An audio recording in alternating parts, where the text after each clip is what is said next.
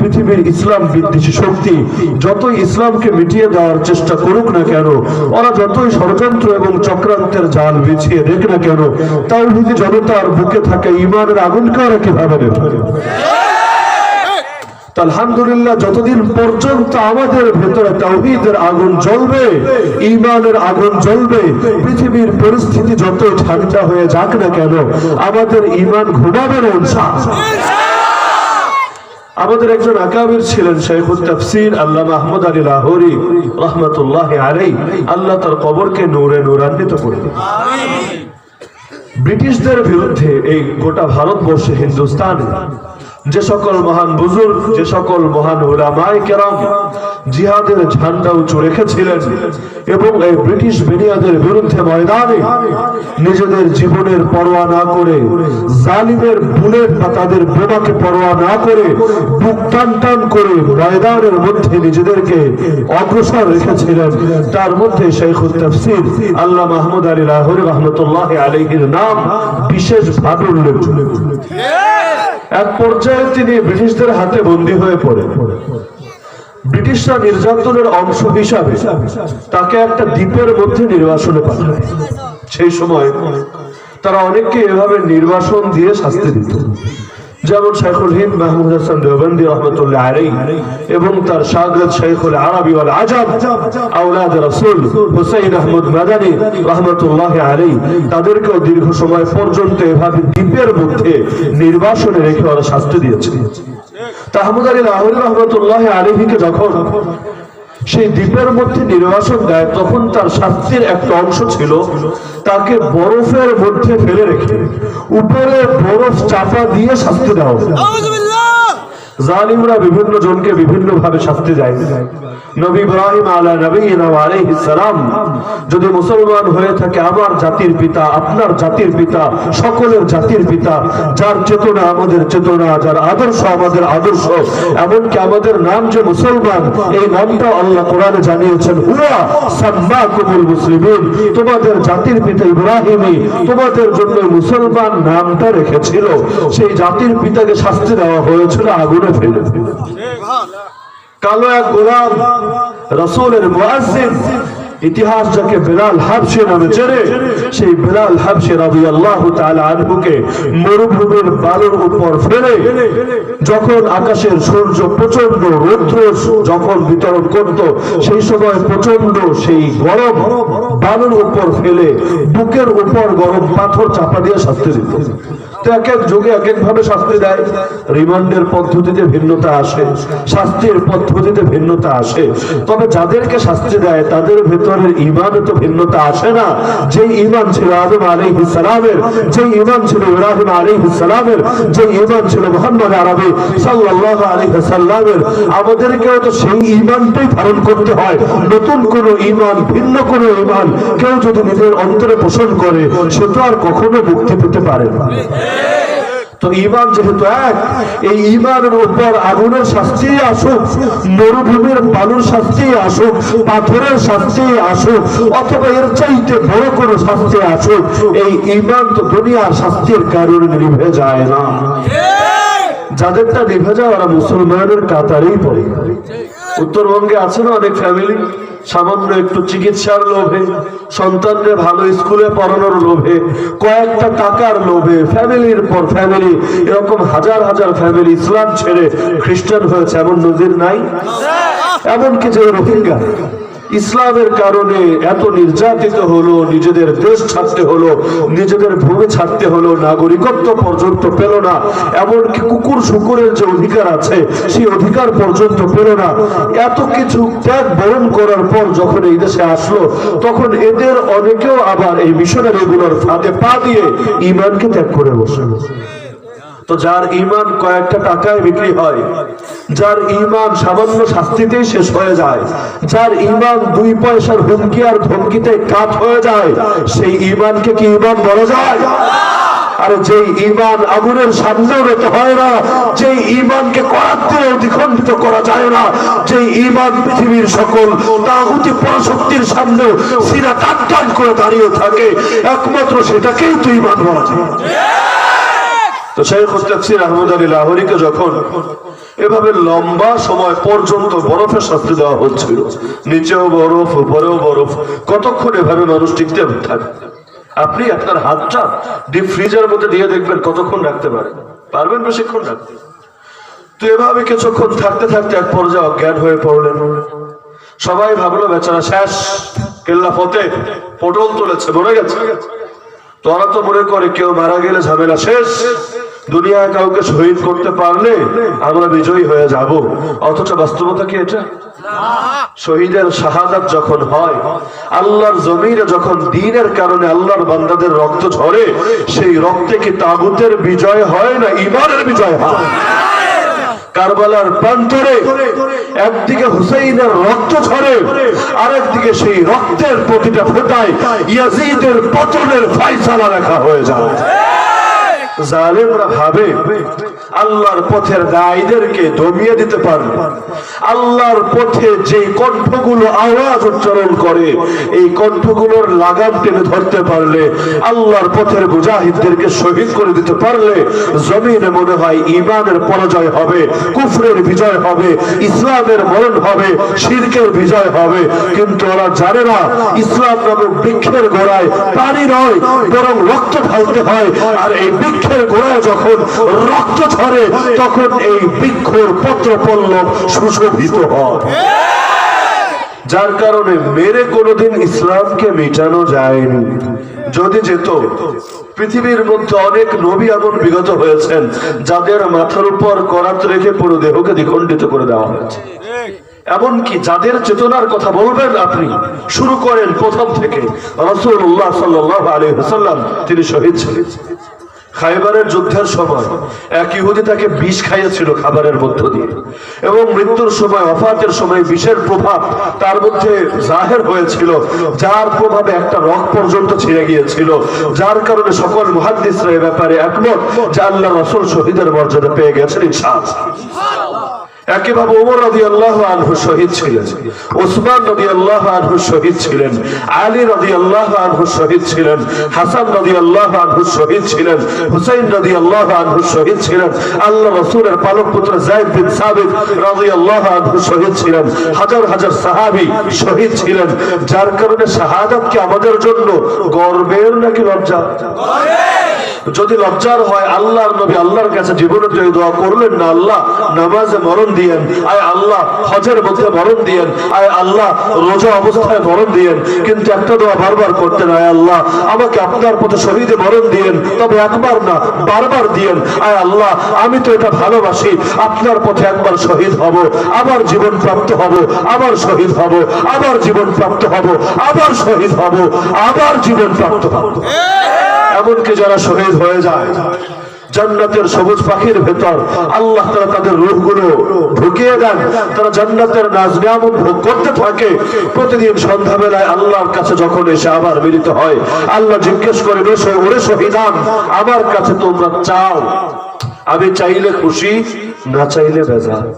দুনিয়ার মানুষ চাইলে বেজার, না চাইলে খুশি।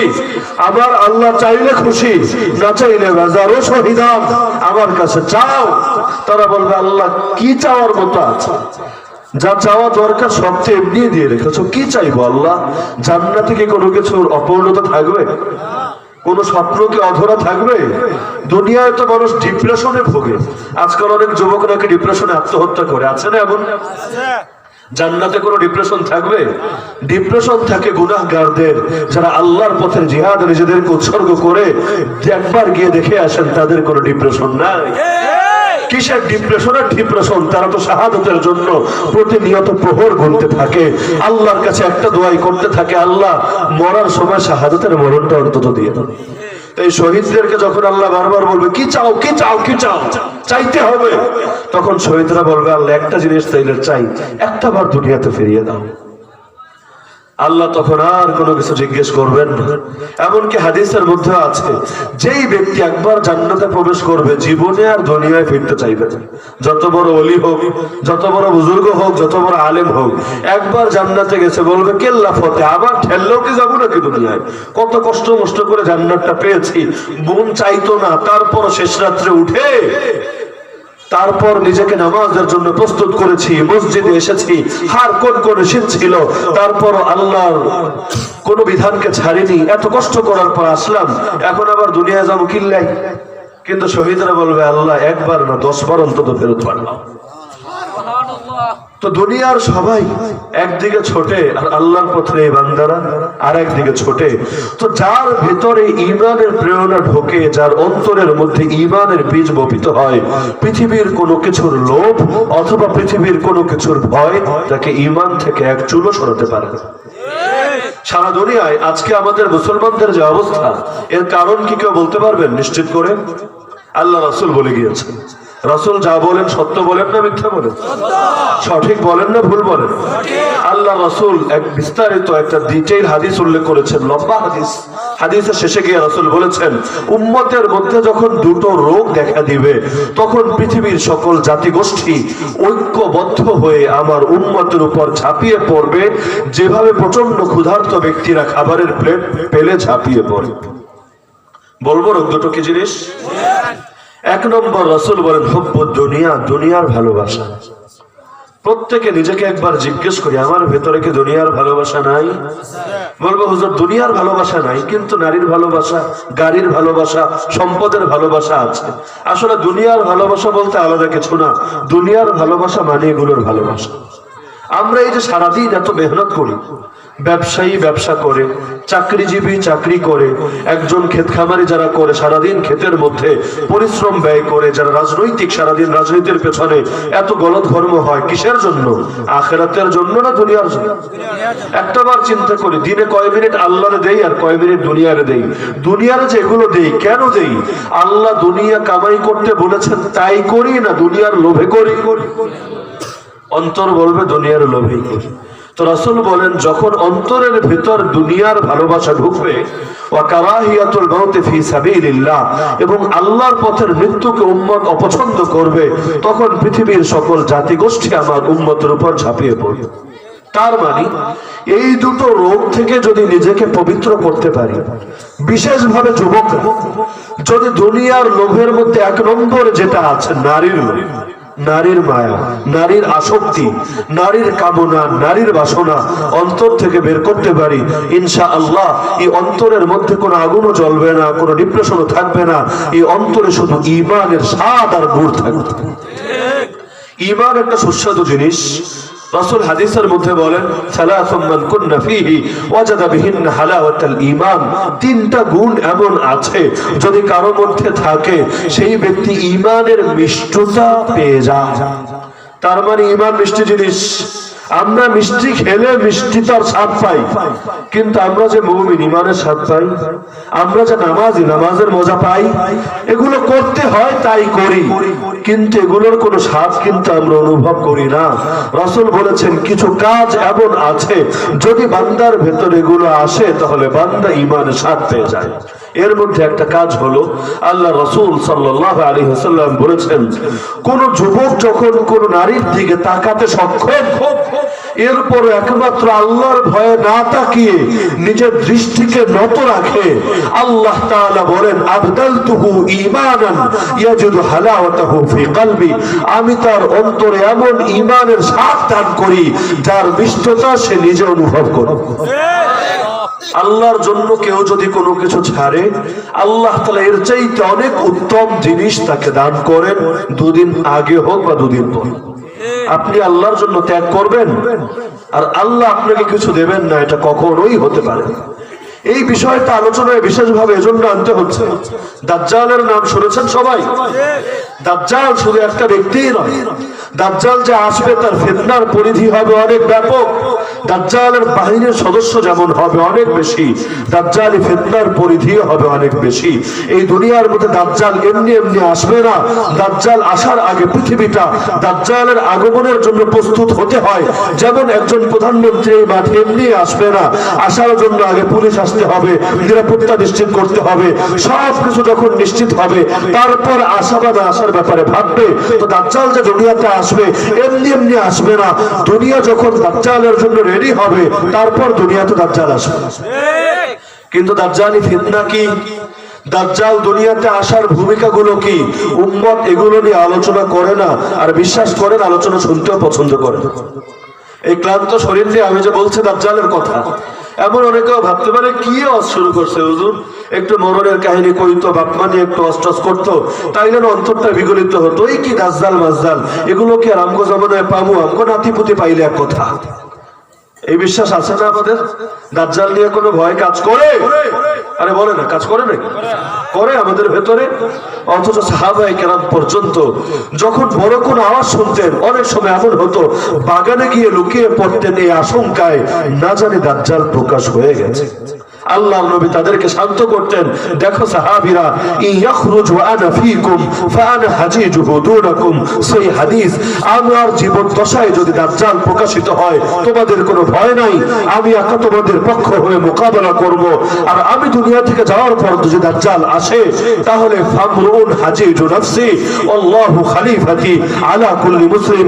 প্রত্যেককে নিজের ঈমান নিজেরই বাঁচাতে হবে দাজ্জালের হাত থেকে। আল্লাহ তাআলা আমার পক্ষ থেকে সবার খলিফা থাকবে। তাহলে আল্লাহ সাহায্য করবেন, ঠিক আছে, কিন্তু দাজ্জালি ফিতনা থেকে বাঁচাতে হবে কে? নিজেরা নিজে। এমনকি দাজ্জাল আসার সময় ঘনিয়ে এসেছে নাকি দূরে আছে, এটা বোঝার একটা ইন্ডিকেটর রাসূল দিয়ে গিয়েছেন। যখন তোমরা দেখবা সমাজের মধ্যে দাজ্জাল নিয়ে কোনো আলোচনা হবে না, অথচ আল্লাহর রাসূল শুধু না, পৃথিবীর সকল নবী দাজ্জাল নিয়ে উম্মতকে সতর্ক করে গিয়েছেন। অথচ সবাই জানতেন দাজ্জাল আসবে কিয়ামতের আগে, আর যতদিন শেষ নবী না আসে কিয়ামত হবে না। এটা আদমও জানতেন, মূসাও জানতেন, নূহও জানতেন, ঈসাও জানতেন, ইলিয়াসও জানতেন, ইউসাও জানতেন, ঈসাও জানতেন, সবাই জানতেন আলাইহিমুস সালাতু ওয়াস সালাম। তারপর নিজ নিজ উম্মতকে দাজ্জাল নিয়ে সতর্ক করে গেছেন। কিন্তু আমি আপনাকে জিজ্ঞেস করি, কয়দিন দাজ্জাল নিয়ে আলোচনা শুনেছেন? কয়টা বই পড়েছেন? কয়দিন দাজ্জাল নিয়ে ভেবেছেন? দাজ্জালের কয়টা ফিতনার ব্যাপারে খবর রাখেন? রাসূল বলেন, যখন দেখবা ব্যাপকভাবে দাজ্জাল নিয়ে কোনো আলোচনা নাই, এমনকি হাদিসের শব্দ হাত্তা ইয়াতরুকাল আইম্মাতু আলাল মানাবির যিকরাহু, এমনকি ইমামরা, খতিবরা, বক্তারা, ওয়াইজরা মিম্বারের মধ্যে, মঞ্চের মধ্যে, মিম্বারের মধ্যে, স্টেজের মধ্যে দাজ্জাল নিয়ে আলোচনা ছেড়ে দিয়েছে। ফান্তাযিরুদ দাজ্জালা মিন ইয়াউমিহি আও মিন গাদিহি, তখন অপেক্ষায় থাকো, ঠিক সেই দিন বা তার পরের দিনে দাজ্জাল চলে আসবে। তার মানে সময়টা খুব নিকটে চলে আসবে। দাজ্জাল যখন আসবে সমাজে আলোচনা থাকবে না, যার কারণে সামনে যখন আসবে সবাই বলবে এটা তো আমগো নেতা, এটা দাজ্জাল হয় কেমন? চিনবই না। যেই জিনিস মানুষ চেনে না সেই জিনিসের ব্যাপারে সতর্ক হতে পারে? আরে পারে না। সমাজে কত সতর্কতা। মাস্ক পরে মসজিদে আসতে হবে, বাজারের মধ্যে যত ঠেলাঠেলি করেন মসজিদে এসে 6 ফিট দূরত্বে দাঁড়াতে হবে, পৃথিবীর কোথাও করোনা না থাকলেও মসজিদের মধ্যে থাকবে। এই যে সচেতনতাগুলো আমাদের মধ্যে থাকে, কেন থাকে? কারণ আমরা মরণের ভয় পাই এবং মরণ নিশ্চিত করতে পারে বা মরণের ঝুঁকি তৈরি করতে পারে এমন ভাইরাসকে ভয় পাই। কিন্তু যেই ফিতনা এসে ঈমানকে হরণ করে নিয়ে যেতে পারে সেই ফিতনারে ভয় পাই না। আল্লাহ রাসূল যে এত হাদিসের মধ্যে দাজ্জাল নিয়ে আলোচনা করেছেন, এগুলো বইয়ের পাতায় ফেলে রাখার জন্য? সারা জীবন এগুলো একবারও ছুঁয়ে দেখবো না এজন্য, নাকি আমরা সতর্ক হবো এজন্য? আরে বলে না, কষ্ট হচ্ছে নাকি? বয়ানে আলোচ্য বিষয় পাল্টে দিব, মজার মজার রস করবো, মিষ্টি মিষ্টি কথা বলবো। তো এই দাজ্জাল এত বিশাল এক ফিতনা, যে ফিতনা দুনিয়াতে যখন আসবে, আরে মুরব্বীরা আরে যুবকরা, পৃথিবীর খুব কম মানুষই তার জাল থেকে বাঁচতে পারবে। একটাবার চিন্তা করে, এই এক মাহফিলে প্রায় 1000 খানেক লোক আমরা এখানে আছি, কিন্তু আল্লাহর খলিফা মাহদী যখন দুনিয়াতে আসবেন, দাজ্জালের আবির্ভাবের অল্প কয়েক বছর আগে আল্লাহর খলিফা মাহদীর হাতে প্রথম অবস্থায় মাত্র 313 জন মানুষ বায়াত দিবেন। কয়জন? অথচ আমাদের মাহফিলে লোক 313 নাকি বেশি? এই কিশোরগঞ্জের মধ্যে মুসলমান 313 নাকি বেশি? আর দুনিয়ার মধ্যে যত মসজিদ আছে প্রত্যেক মসজিদের ইমামদেরও যদি গুনি, ইমামের সংখ্যা 313 নাকি বেশি? যত মাদ্রাসা আছে প্রত্যেক মাদ্রাসার একজন শিক্ষক করে যদি গুনি, সংখ্যা 313 নাকি বেশি? তাহলে মাহদী যখন আসবে বাকি লোকরা যাবে কই? মাত্র 313 কেন? বাকি সবাই কি ঘুমাবে? আরে হজের সময় থেকে বায়াত দিবে, হজ করতে যায় কি 313 জন? আরে বলেন 313 জন, 3013 জন, 30,013 জন, তো বাকিরা যাবে কোথায়? উত্তর পাবেন এখানে। অধিকাংশ মানুষ তো ফিতনায় পা দিয়ে দেবে। মাহদি যখন আসবে, মাহদিরে দেখে বলবো, রে মাহদি তুই খারেজি, তুই আমাদের দুশমন, তুই ফান্ডামেন্টালিস্ট, তুই দূর হয়ে যা। দাজ্জালটা যখন আসবে বলবে, দাজ্জাল আমাদের মুক্তির দূত, দাজ্জাল আমাদের আকাবির, দাজ্জাল আমাদের নেতা। অন্যথায় কি ব্যাখ্যা করবেন? অধিকাংশ মানুষ কেন তার ফাঁদে পা দেবে? বিশেষভাবে নারীরা। আমার কথা না, হাদিসের কথা। আল্লাহ রাসূল জানিয়েছেন যে নারীরা এত বেশি দাজ্জালের বাহিনীতে যোগ দেবে, পুরুষ ঘরে এসে তার মাকে, তার বোনকে, তার খালাকে, তার ফুফুকে, তার স্ত্রীকে, তার মেয়েকে পর্যন্ত দড়ি দিয়ে বেঁধে রাখবে। এই আশঙ্কায় না জানি তারা ঘর থেকে বের হয়ে দাজ্জালের বাহিনীতে যোগ দেয়। কি নারীবাদ যারা লালন করে, আছে না অনেকে নারীবাদী ফ্যামিলিস্ট, এখন কি বলবো যে নারীদের বিরুদ্ধে উস্কানিমূলক বক্তব্য, নারীদের বিরুদ্ধে চরমপন্থামূলক বক্তব্য। আর এই কথা কি আমার কথা না, রাসূলের কথা? তাহলে এই যে এক জামানা, যে জামানায় অধিকাংশ মানুষ নিজেদের ঈমান হারিয়ে ফেলবে, কেউ রুটির লোভে, কেউ টাকার লোভে, কেউ দাজ্জালকে ভয় পেয়ে, কেউ দাজ্জালকে চিনতে না পেরে, কেউ দাজ্জালের ফিতনায় পড়ে, কেউ দাজ্জালকে ভালো ভেবে, কেউ দাজ্জালকে ওলি ভেবে, সেই জামানার ব্যাপারে যদি ইলম অর্জন না করি, যদি সতর্ক না থাকি, ঈমান বাঁচাতে পারবো? একটাবার ভাবে, দাজ্জাল দুনিয়াতে আসার পর অসংখ্য অগণিত মানুষ শুধু রুটির লোভে, ভাতের লোভে দাজ্জালের উপর ঈমান আনবে, আল্লাহর ছেড়ে দিবে, লা ইলাহা ইল্লাল্লাহকে ছেড়ে দিবে। একটাবার নিজের বিবেককে জিজ্ঞেস করেন, মুসলিম কমিউনিটির মধ্যে, মুসলিম কান্ট্রিগুলোর মধ্যে কত কোটিপতি আছে, কত মিলিয়ন প্রতি শিল্পপতি আছে, এরা যাবে কোথায়? আরে প্রত্যেকের কিছু ব্যাংক ব্যালেন্স থাকে, কিছু জায়গা জমি থাকে, কিছু নগদ টাকা পয়সা থাকে, এগুলো যাবে কোথায়? সামান্য রুটির লোভে, একবেলা খাবারের লোভে মানুষ কেন দাজ্জালের উপর ঈমান আনবে? একটাবার কি প্রশ্ন আসে না? বলবো হুজুর প্রশ্ন আসবে কোত্থেকে, ভাবি তো না। আল্লাহ যে বিবেক দিছে, এটা দিয়ে তো খালি দুনিয়া কামাই। এই হাদিস নিয়ে ভাবার সময় কোথায়? ঈমান আকীদা নিয়ে ভাবার সময় কোথায়? আরে আজকে ভাববেন না, আল্লাহ না করুক কালকে আপনিও বেঈমান হয়ে যেতে পারেন। কারণ সেই হাদিস তো আমরাও শুনেছি, বাদিরু বিল আমালি ফিতানা। নবী বলছেন আমল জলদি জলদি করে নাও, ফিতনা আসার আগে। ফিতনা এক সময় আসবে অন্ধকার রাতের মতো। ইউসবিহুর রাজুলু মুমিনা ওয়া ইউমসি কাফিরা ওয়া ইউমসি মুমিনা ওয়া ইউসবিহু কাফিরা। অবস্থা হবে এমন, সকালে থাকবে মুমিন, বিকালে হবে কাফের, বিকালে থাকবে মুমিন, সকালে হবে কাফের। ঈমান হবে কচু পাতার জলের মতো, আসবে আর যাবে। কোন কথায় আসবে তাও জানে না, কোন কথায় যাবে তাও জানে না। জানে না যে এর বড় একটা প্রমাণ আছে আমার কাছে, বলবো? এখানে যারা আছেন যদি জিজ্ঞেস করি, মুরব্বী হন আর যুবক হন, আমাকে 10টা মানুষ দাঁড়িয়ে বলেন দেখি কোন কোন কাজ করলে, কোন কোন কথা বললে ঈমান নষ্ট হয়, পারলে দাঁড়িয়ে বলেন। উযু ভাঙার কারণ অনেকে বলতে পারবে, হুজুর উযু ভাঙার কারণ 7টা, এই 7 কারণের কোনো একটা যদি পাওয়া যায় উযু শেষ, রক্ত বের হলে উযু শেষ, ঘুমালে উযু শেষ, মলমূত্র ত্যাগ করলে উযু শেষ, স্ত্রী সহবাস করলে উযু শেষ, এরকম গুনে গুনে 7টা কারণ বলতে পারবে অনেকে আছে, আলহামদুলিল্লাহ। কিন্তু আমারে বলেন দেখি, উযু বেশি গুরুত্বপূর্ণ না ঈমান বেশি গুরুত্বপূর্ণ? আর ঈমান যদি না থাকে, যত পাক্কা উযু করেন, 1 ঘন্টা লাগে উযু করেন, নামাজ প্রতিদিন 1000 রাকাত পড়েন, এমনকি হাসান বসরি আর রাবেয়া বসরির মতো তাহাজ্জুদও না ছাড়েন, জান্নাতে যেতে পারবেন? তাহলে ঈমান বেশি দামি না উযু বেশি দামি? আচ্ছা, ঈমান ভাঙার কারণ যদি উম্মত না জানে, তাইলে বাঁচবে কিসের? যখন ঈমান ভাঙার কারণ জানবে। আর উযু বাঁচাতে চাইলে আমরা এই কামগুলো করি, যে নামাজের 5 মিনিট আছে, জামাত শুরু হবে, তাইলে এখন উযু ভাঙা যাবে না, করি না আমরা? এখন যদি শুয়ে পড়ে ঘুম আসবে, ঘুম আসলে উযু শেষ, আর উযু করতে শীতকালে যে কষ্ট লাগে রে বাবা, তাইলে এক কাম করি, ঘুমটা না ঘুমায়া নামাজের পরে ঘুমাই, হয় না আমার? আরে হয় কিনা? ফজরের সুন্নত পড়ার পর অনেক সময় ঘুম ঘুম আসে না, শুয়ে ঘুমান? আরে ঘুমান নাকি? বলে হুজুর ঘুমালে আবার উযু করা লাগবে, শীতের দিন উযু করা কি সেই ব্যাপার? অনেক কষ্ট একবার করলাম, আবার করা লাগবে, ঠান্ডা লাগবে। তো এই যে আপনি উজুকে হেফাজত করতে পারছেন কেন? উজু ভাঙার কারণ জানেন। ঈমান ভাঙার কারণ যদি না জানেন, কিসের থেকে বাঁচাবেন ঈমান? আজকাল উম্মত কুফর চেনে না, শিরিক চেনে না, ঈমান ভঙ্গের কারণ জানে না। আরে কোন কাজ করলে মুরতাদ হয় তাও জানে না, যার কারণে সকালে মুমিন, বিকালে কাফের, বিকালে মুমিন, সকালে কাফের।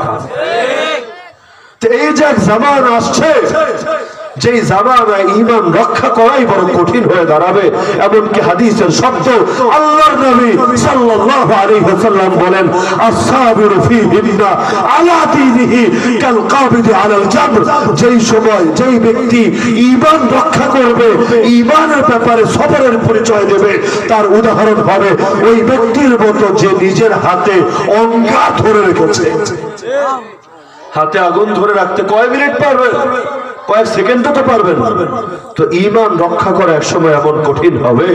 তো এই দাজ্জাল দুনিয়াতে আসবে, আসার পর যে ফিতনায় পড়বে, শুধু ছোট্ট একটা উদাহরণ দিই বোঝার সুবিধার্থে। আলোচনা খুব বেশি লম্বা করব না, অনেক বেশি রাত পর্যন্ত বয়ান করা এটা সুন্নাহ না।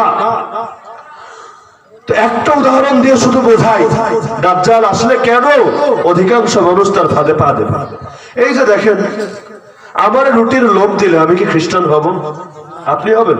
আরে হবেন। কেউ আছেন এমন বিড়ির লোভে, সিগারেটের লোভে, রুটির লোভে, ভাতের লোভে ঈমান ছাড়বেন? কেউ আছেন? দাজ্জাল আসলে ছাড়বেন কেন? একটা দিক, গায়েবের বিষয়, অদৃশ্য বিষয় আল্লাহ ভালো জানেন। প্রকৃত অবস্থা, সম্ভাব্য একটা দিক হতে পারে। দাজ্জাল যখন আসবে, দাজ্জাল আসার আগে এই বর্তমান পৃথিবীতে 2021-এ এখানে যারা আছে, কার কাছে আমাদের মূল মুদ্রা আছে? আমাদের কাছে আছে কাগজে নোট, তাই না? কাগজে নোট না, কারো কাছে আছে ইলেকট্রিক মানি, ব্যাংকের card, debit card, credit card, ATM card, বিভিন্ন কার্ড নিয়ে আমরা ঘুরছি। কারো কাছে ইলেকট্রিক মানি, কারো কাছে হলো কাগজে নোট। কাগজে নোটের গায়ে লেখা, চাহিবা মাত্র ইহার বাহককে 500 টাকা অথবা 1000 টাকা দিতে বাধ্য থাকবে। দেখেন নাই? ছোটবেলায় বুঝতাম না, কিরে ভাই এইটাই যদি টাকা হয় তাহলে চাহিবা মাত্র দিবে কোনটা? এইটাই তো টাকা, তাহলে দিব কোনটা? তার মানে টাকা আর একটা, তাইলে এটা কি? মাথায় ধরতো না। এটা যদি টাকা হয় দিবে কি, আর যদি দেওয়ার মতো কিছু থাকে তাইলে এটা কি? কে আপনাদের প্রশ্ন আসতো না নাকি? এই যে কাগজে মুদ্রাগুলো, এগুলোর কোনো মূল্যবান নাই। যদি আজকে নিষিদ্ধ করে দেওয়া হয়, 1000 টাকার নোট নিষিদ্ধ, 500 টাকার নোট নিষিদ্ধ, তখন এগুলো সাধারণ কাগজে পরিণত হবে। 1 কেজি জমা করলে 16 টাকা দাম হবে। এগুলোর কোনো মূল্যবান আছে নাকি? এক জামানায় মুদ্রা ছিল হলো স্বর্ণ মুদ্রা আর রৌপ্য মুদ্রা। আরবিতে বলে দিনার আর দিরহাম। যাকাতের হিসাব বলেন, কোরবানের হিসাব বলেন, ফিতরার হিসাব বলেন, কোরআন এবং হাদিসে যত হিসাব আছে সব কিন্তু দিনার দিরহামের হিসাব। কেন? কারণ স্বর্ণ মুদ্রার মধ্যে স্বর্ণ থাকে, এই স্বর্ণর নিজস্ব দাম নাই। রৌপ্য মুদ্রার মধ্যে রূপা থাকে, এর নিজস্ব দাম নাই। আজকে যদি গোল্ড বা সিলভারের মুদ্রা, বিশেষ কোন কয়েনকে নিষিদ্ধ ঘোষণা করা হয়, লস নাই। জুয়েলারিতে যাবেন, এটাকে পুরাবেন, প্রয়োজনে অলংকার বানাবেন, প্রয়োজনে নতুন মুদ্রা বানাবেন, এটার নিজস্ব মূল্যবান কিন্তু বহাল থাকবে। অপরদিকে কাগজ, চেকের মতো, ব্যাংকের চেক যেমন, আমার পকেটের নোটগুলো এমন। একটা উদাহরণ দিয়ে বোঝাই, হতে পারে, আল্লাহ ভালো জানে। দাজ্জাল আসলো, 2টা পদক্ষেপ শুধু গ্রহণ করুন। 1 নম্বরে এসে সকল ব্যাংক অ্যাকাউন্ট ক্লোজ করে দিন। এখন থেকে যত ব্যাংক অ্যাকাউন্ট আছে সব বন্ধ। কেউ যদি ব্যাংক অ্যাকাউন্ট আবার পুনরায় খুলতে চায়, তাকে অফিসে আসতে হবে। এসে দাজ্জালকে যে সে মেনে নিয়েছে রব হিসাবে, দাজ্জালকে পূজা করতে শুরু করেছে, এই মর্মে স্বাক্ষর করতে হবে অথবা মৌখিক সাক্ষ্য দিতে হবে। যদি দেয় তার অ্যাকাউন্ট খুলে দেওয়া হবে, যদি না দেয় অ্যাকাউন্ট ক্লোজ। হতে পারে কিনা? 100। দ্বিতীয় ধাপে এসে সব কাগজে মুদ্রা নিষিদ্ধ করা হলো। কোটি টাকা দাম আছে, ঘরে পড়ে আছে কোটি টাকা দাম আছে। স্বর্ণ গয়না কি আমরা মজুত করি? রৌপ্য মুদ্রা কি আমাদের ঘরে আছে? এমনকি আমাদের জাতীয় ব্যাংকেও নেই। বাংলাদেশ ব্যাংকে কতটুকু স্বর্ণ আছে, কতটুকু রূপা আছে রাখেন বাংলাদেশ ব্যাংক। এক আমেরিকার ব্যাংকগুলো ছাড়া পৃথিবীর কয় ব্যাংকে অত্যন্ত অধিক পরিমাণে স্বর্ণের মজুদ আছে? আরে আছে নাকি? তো একটা কাজ যদি শুধু দাজ্জাল করে, একটা কাজ, অ্যাকাউন্ট ক্লোজ, ইলেকট্রিক মানির ব্যবহারও নাই, চেকের ব্যবহারও নাই। 2 নম্বরে সে কাগজে মুদ্রা নিষিদ্ধ, নতুন মুদ্রা সে আবিষ্কার করলো, বের করলো। টাকার গরম থাকবে? আরে থাকবে নাকি? তখন বলবেন ও দাজ্জাল রুটি দাও, ও দাজ্জাল ভাত দাও। রুটির জন্য ঈমান ছাড়বো, ভাতের জন্য ঈমান ছাড়বো। যদি বাস্তবে এই বিষয়গুলো নিয়ে উম্মত ভাবতো, তাহলে অল্প অল্প করে হলেও মূল মুদ্রা যেগুলোর মূল্যবান দিয়ে রেখেছেন স্বয়ং আল্লাহ নিজে, এটা যে মূল্যবান নিজস্ব আছে এবং এটা যে বর্ধনশীল সবচাইতে বড় প্রমাণ। স্বর্ণ এবং রূপা যদি আপনার ঘরে থাকে, ব্যবসায় খাটান বা না খাটান জাকাত আসে না? জাকাত দিতে হয়, কুরবানি ওয়াজিব হয়, সদকাতুল ফিতর ওয়াজিব হয়, খাটান বা না খাটান। অপরদিকে অন্যান্য জিনিস খাটালে, ব্যবসায় খাটালে অথবা বিশেষ শর্ত পাওয়া গেলে তখন এর উপর জাকাত আসে, এমনি কিন্তু আসে না। কিন্তু স্বর্ণ রূপা গলায় পরেন বা না পরেন, ঘরে ফেলে রাখেন বা যেমনে থাকুক না কেন, আসে কিনা? তার মানে আর নিজস্ব মূল্যবান দিয়েছেন কে? আরে বলো, দিয়েছেন কে? আল্লাহ এটাকে বর্ধনশীল সম্পদ বানিয়ে দিয়েছেন। তো মুসলমান যদি দাজ্জালের ফিতনার ব্যাপারে বাস্তবে সতর্ক থাকতো, এই মুদ্রার ব্যাপারেও সতর্ক হতো কিনা? সারা দুনিয়া ধোকায় ফেলে দিয়েছে, কাগজে মুদ্রা ধরিয়ে দিয়েছে। কাগজে মুদ্রার পেছনেও স্বর্ণ থাকে না, কাগজে মুদ্রার পেছনেও সেই আমেরিকান ডলার থাকলেই চলে। তো আমেরিকার পূজা যারা খাওয়া শুরু করবে, আমেরিকার পতন হলে ওদের তো এমনি পতন হয়ে যাবে। এছাড়াও এই যে অধিকাংশ নারী দাজ্জালের বাহিনীতে যোগ দিবে, নারী দিয়ে দাজ্জাল কি করবে? নারী দিয়ে যুদ্ধ করাবে। দাজ্জালের তো দরকার নাই, দাজ্জালের তো এমনি একটা পাওয়ার থাকবে, আল্লাহর খলিফা মাহদী পর্যন্ত দাজ্জালের কিছু করতে পারবে। এমনি এত পাওয়ার, যেখানে যাবে সেখানেই বিজয়। এমনকি লম্বা বৃহৎ একটা অঞ্চল যুদ্ধ করতে হবে না, শুধু তার কিনারে গিয়ে আল্লাহু আকবার তাকবীর দিবে, সঙ্গে সঙ্গে সব কাফের মুশরিকরা ভয়ে কাঁপতে থাকবে, হাত থেকে তরবার গুলো পড়ে যাবে, যে যেদিকে পারে পালিয়ে যাবে। বাকি যেগুলো থাকবে এসে আল্লাহর খলিফা মাহদীর সামনে সারেন্ডার করবে। সেই হাদিসে তো এটা আমাদেরকে জানিয়েছে যে মাহদীর এত পাওয়ার, সেই মাহদীও কিন্তু দাজ্জালকে মারতে পারবে। আরে পারবে নাকি? তো দাজ্জালের তো যুদ্ধ করানোর জন্য নারীর দরকার নাই, তাইলে নারীর কাম কি? জবাব পেয়ে যাবেন। আল্লাহর নবী এর দিকে ইঙ্গিত করে গিয়েছেন, আলা ফাত্তাকুদ দুনিয়া ওয়াত্তাকুন নিসা। ওরে আমার উম্মত, দুনিয়াকে ভয় করো আর নারীকে ভয় করো। ফাইন্না আউওয়ালা ফিতনাতি বনি ইসরাঈল কানাত ফিন নিসা। বনি ইসরাঈলের প্রথম ফিতনা নারীর মধ্যেই হয়েছিল। বলবেন কি ফিতনা? তাহলে ফিরে যেতে হবে একটা ঘটনার দিকে। আল্লাহর নবী মুসা আলাইহিস সালাম, নাম শুনেছেন সবাই? আর শুনেছেন কি? রাত তো অনেক বেশি, আপনারা যদি সারা না দেন আমার গাড়ি চলবে না। এমনি অসুস্থ আবার ক্লান্ত। এখন যাত্রী যদি চলতে চায় ড্রাইভার গাড়ি চালায়, যাত্রী যদি বলে আমগো ঘুমাইতে চালাইতে হইব না, তা ড্রাইভার গাড়ি চালাবে?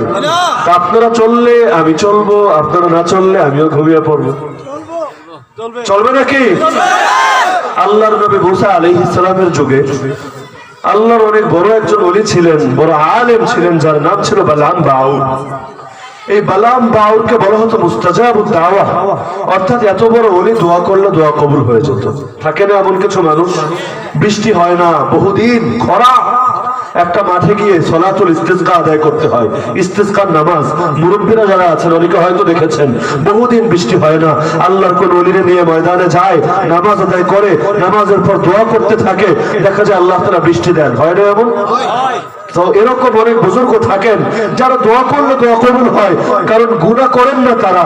আর গুনাহগুলো হলো বাধা, যখন বান্দা গুনাহ করে না তার দোয়া আসমানে পৌঁছতেও কোনো বাধা থাকে না। তো বালাম বাউর অনেক বড় ওলি ছিলেন, কিন্তু একবার বেচারা সম্পদের মোহে পড়ে ফিতনায় পড়ে গিয়েছে। তার সম্প্রদায় ছিল কাফের। আল্লাহর নবী মুসা আলাইহিস সালাম বনি ইসরাইলকে নিয়ে জিহাদে বের হলেন ওই সম্প্রদায়ের বিরুদ্ধে। সম্প্রদায়ের লোকেরা এসে তারে ধরলো, দেখো আমাদের এই শক্তি নাই যে নবী মুসার সঙ্গে জিহাদ করতে পারবো, এই শক্তি নাই যে নবী মুসার সঙ্গে থাকা এই মুজাহিদ বনি ইসরাইলকে পরাজিত করতে পারবো, কিন্তু তুমি তো দেখেছি যে দোয়া করো সেই দোয়াই কবুল হয়। তাহলে একটা কাজ করো, আমাদের বিজয়ের দোয়া করো, মুসার পরাজয়ের দোয়া করো।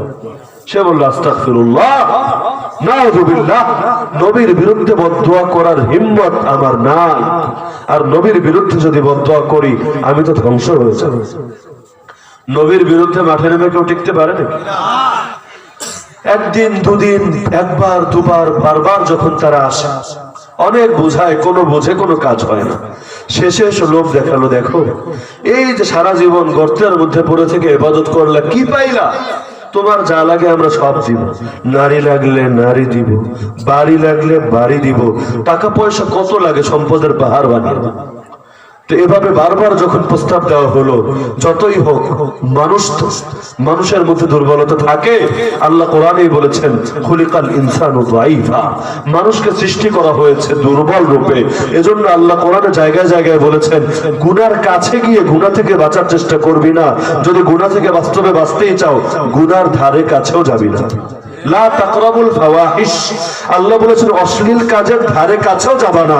কারণ তুমি কাছে যাবা, পাশে যাবা, কাছে আসার গল্প রচনা করবা, এরপর আবার ভাববা গুনাহ থেকে বেঁচে যাবা, এটা কিন্তু হবে না। তো এভাবে বারবার যখন তাকে বলা হলো, এক পর্যায়ে বেচারা দুনিয়ার লোভে পড়ে গেল। তখন সে বলল, আচ্ছা ঠিক আছে, অমুক দিন আমি আমার গাধায় চড়ে পাহাড়ের উপর উঠবো, তোমরা সবাই নিচে থেকে সাক্ষী থাকবা, তোমাদেরকে সাক্ষী রেখে আমি আল্লাহর কাছে নবী মুসা এবং তার মুজাহিদ বাহিনীর বিরুদ্ধে দোয়া। তার মনের মধ্যে এটা আছে, আল্লাহর নবী হক, আমি বাতিল। কিন্তু সম্পদের মোহে পড়ে আজকে তার এই পরিণতি। অনেক সময় এমন হয় না, একজন মানুষ কওমি মাদ্রাসায় পড়েছে, হাফেজ হয়েছে, আলেম হয়েছে, কিন্তু বেদাতীদের খপ্পরে পড়ে এখন তার উস্তাদের বিরুদ্ধেই বড় বড় গলায় লেকচার দেয়। এমন লোক নাই? আপনাদের এই সাইডগুলোতে মনে হয় একটু বেশি পাওয়া যায়। কিশোরগঞ্জ, ব্রাহ্মণবাড়িয়া নাই এমন লোক? কওমের সন্তান, কিন্তু এখন বেদাতীদের দলে যোগ দিয়ে এখন সারা জীবনের মিশনই হলো একটা বাক্যই খালি বোঝে, ওয়াহাবি আর সুন্নি, এর বাইরে আর কিছু বোঝে না। কয়দিন আগে দেখলাম একটা গান বানিয়ে ফেলেছে এরা, ওয়াহাবির মেয়ে বিয়ে নিয়ে। বানায় নাই? ওয়াহাবির মেয়ে বিয়ে করে নাকি আর কপাল শেষ। তার মানে কওমিরা হলো ওয়াহাবি, কওমিরা হলো খারেজি, এরা হলো সুন্নি। মুখে বলে সুন্নি, আসলে হলো শিন্নি। বিশ্বাস হয় না যে সিন্নি? এজন্য সিন্নি না আসলে এসকে রাসূলও জাগে না। যদি জিলাপি না আসে, নবীর মহব্বত পাওয়া যায় না। তবরক না আসলে নবীর মহব্বতের চেতনা জাগ্রত হয় না। এমনকি আল্লাহর নবীরে গালি দিলেও এগুলোকে টর্চ লাইট দিয়ে খুঁজে পাওয়া যায় না। তা আসলে যতই নিজেদেরকে আশিক রাসূল বলুক না কেন, এদের আচরণ দেখে বোঝা যায় এরা আশিকে জিলাপি ছাড়া আর কিছু না। এই কারণে এরা নিজেদেরকে বলে সুন্নি, আমি বলি আসলে এরা সিন্নি। কষ্ট লাগে নাকি? আল্লাহর নবীর যদি ভালোবাসি বাস্তবেই, তা আল্লাহর নবীর মহব্বত কি শুধু জিলাপি দিলে আসবে না, জিলাপি ছাড়াও আসবে? আরে বলে না। আজকাল তো অনেকে এসে বলে, হুজুর গরিব মানুষ, আমার আব্বা মারা গেছে, একটা দোয়া করার দরকার ছিল, কিন্তু কেমনে কি করি? আমি কই ভাই, গরিব আর ধনীর সাথে দোয়ার কি সম্পর্ক? কই হুজুর জিলাপি না দিলে তো মানুষের দোয়া করে না। তো যেই দোয়া করে জিলাপির লোভে, এই দোয়া কি আসমানে পৌঁছবে মনে হয়? তো বলছিলাম বালাম বাউরের কথা, টাকা পেয়ে শেষ। এখন একদিন সে প্রস্তুতি নিয়ে নিজের ঘোড়ায় চড়ে পাহাড়ে উঠছে, আল্লাহর নবীর বিরুদ্ধে বদদোয়া করবে। যখন পাহাড়ের মাঝ বরাবর গেল, এখন উপরে গিয়ে পৌঁছতে পারেনি, তার ঘোড়ার এক কদমও সামনে যায় না। ঘোড়ারে বকে, ঘোড়ারে মারে, ঘোড়ারে আঘাত করে, কিন্তু ঘোড়ার এক কদমও সামনে যায় না।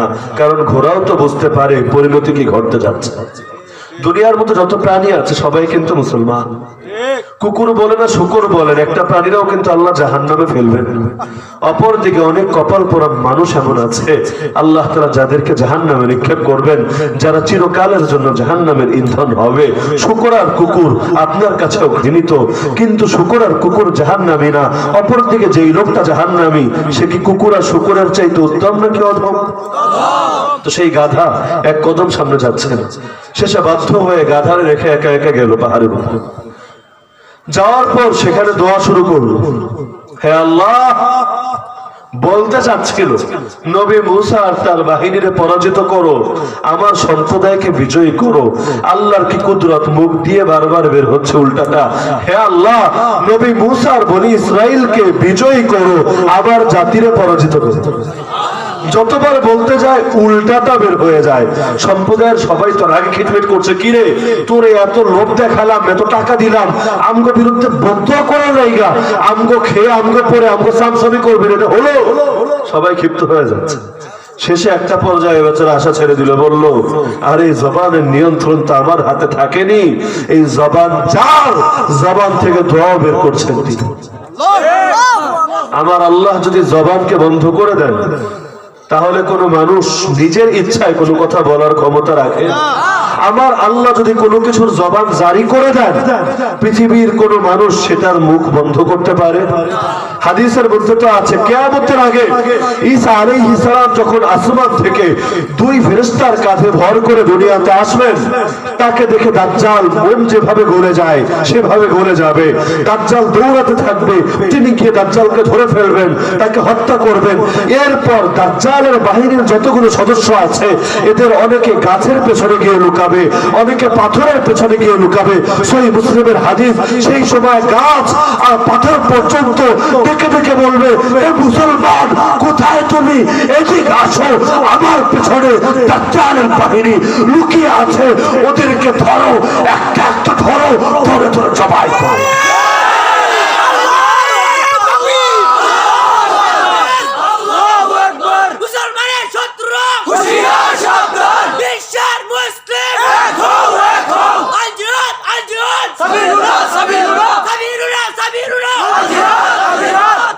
আজকাল তো দাজ্জালি মিশন নিয়ে কথা বললে দাজ্জালি পূজারীরা ক্ষিপ্ত হয়ে যায়।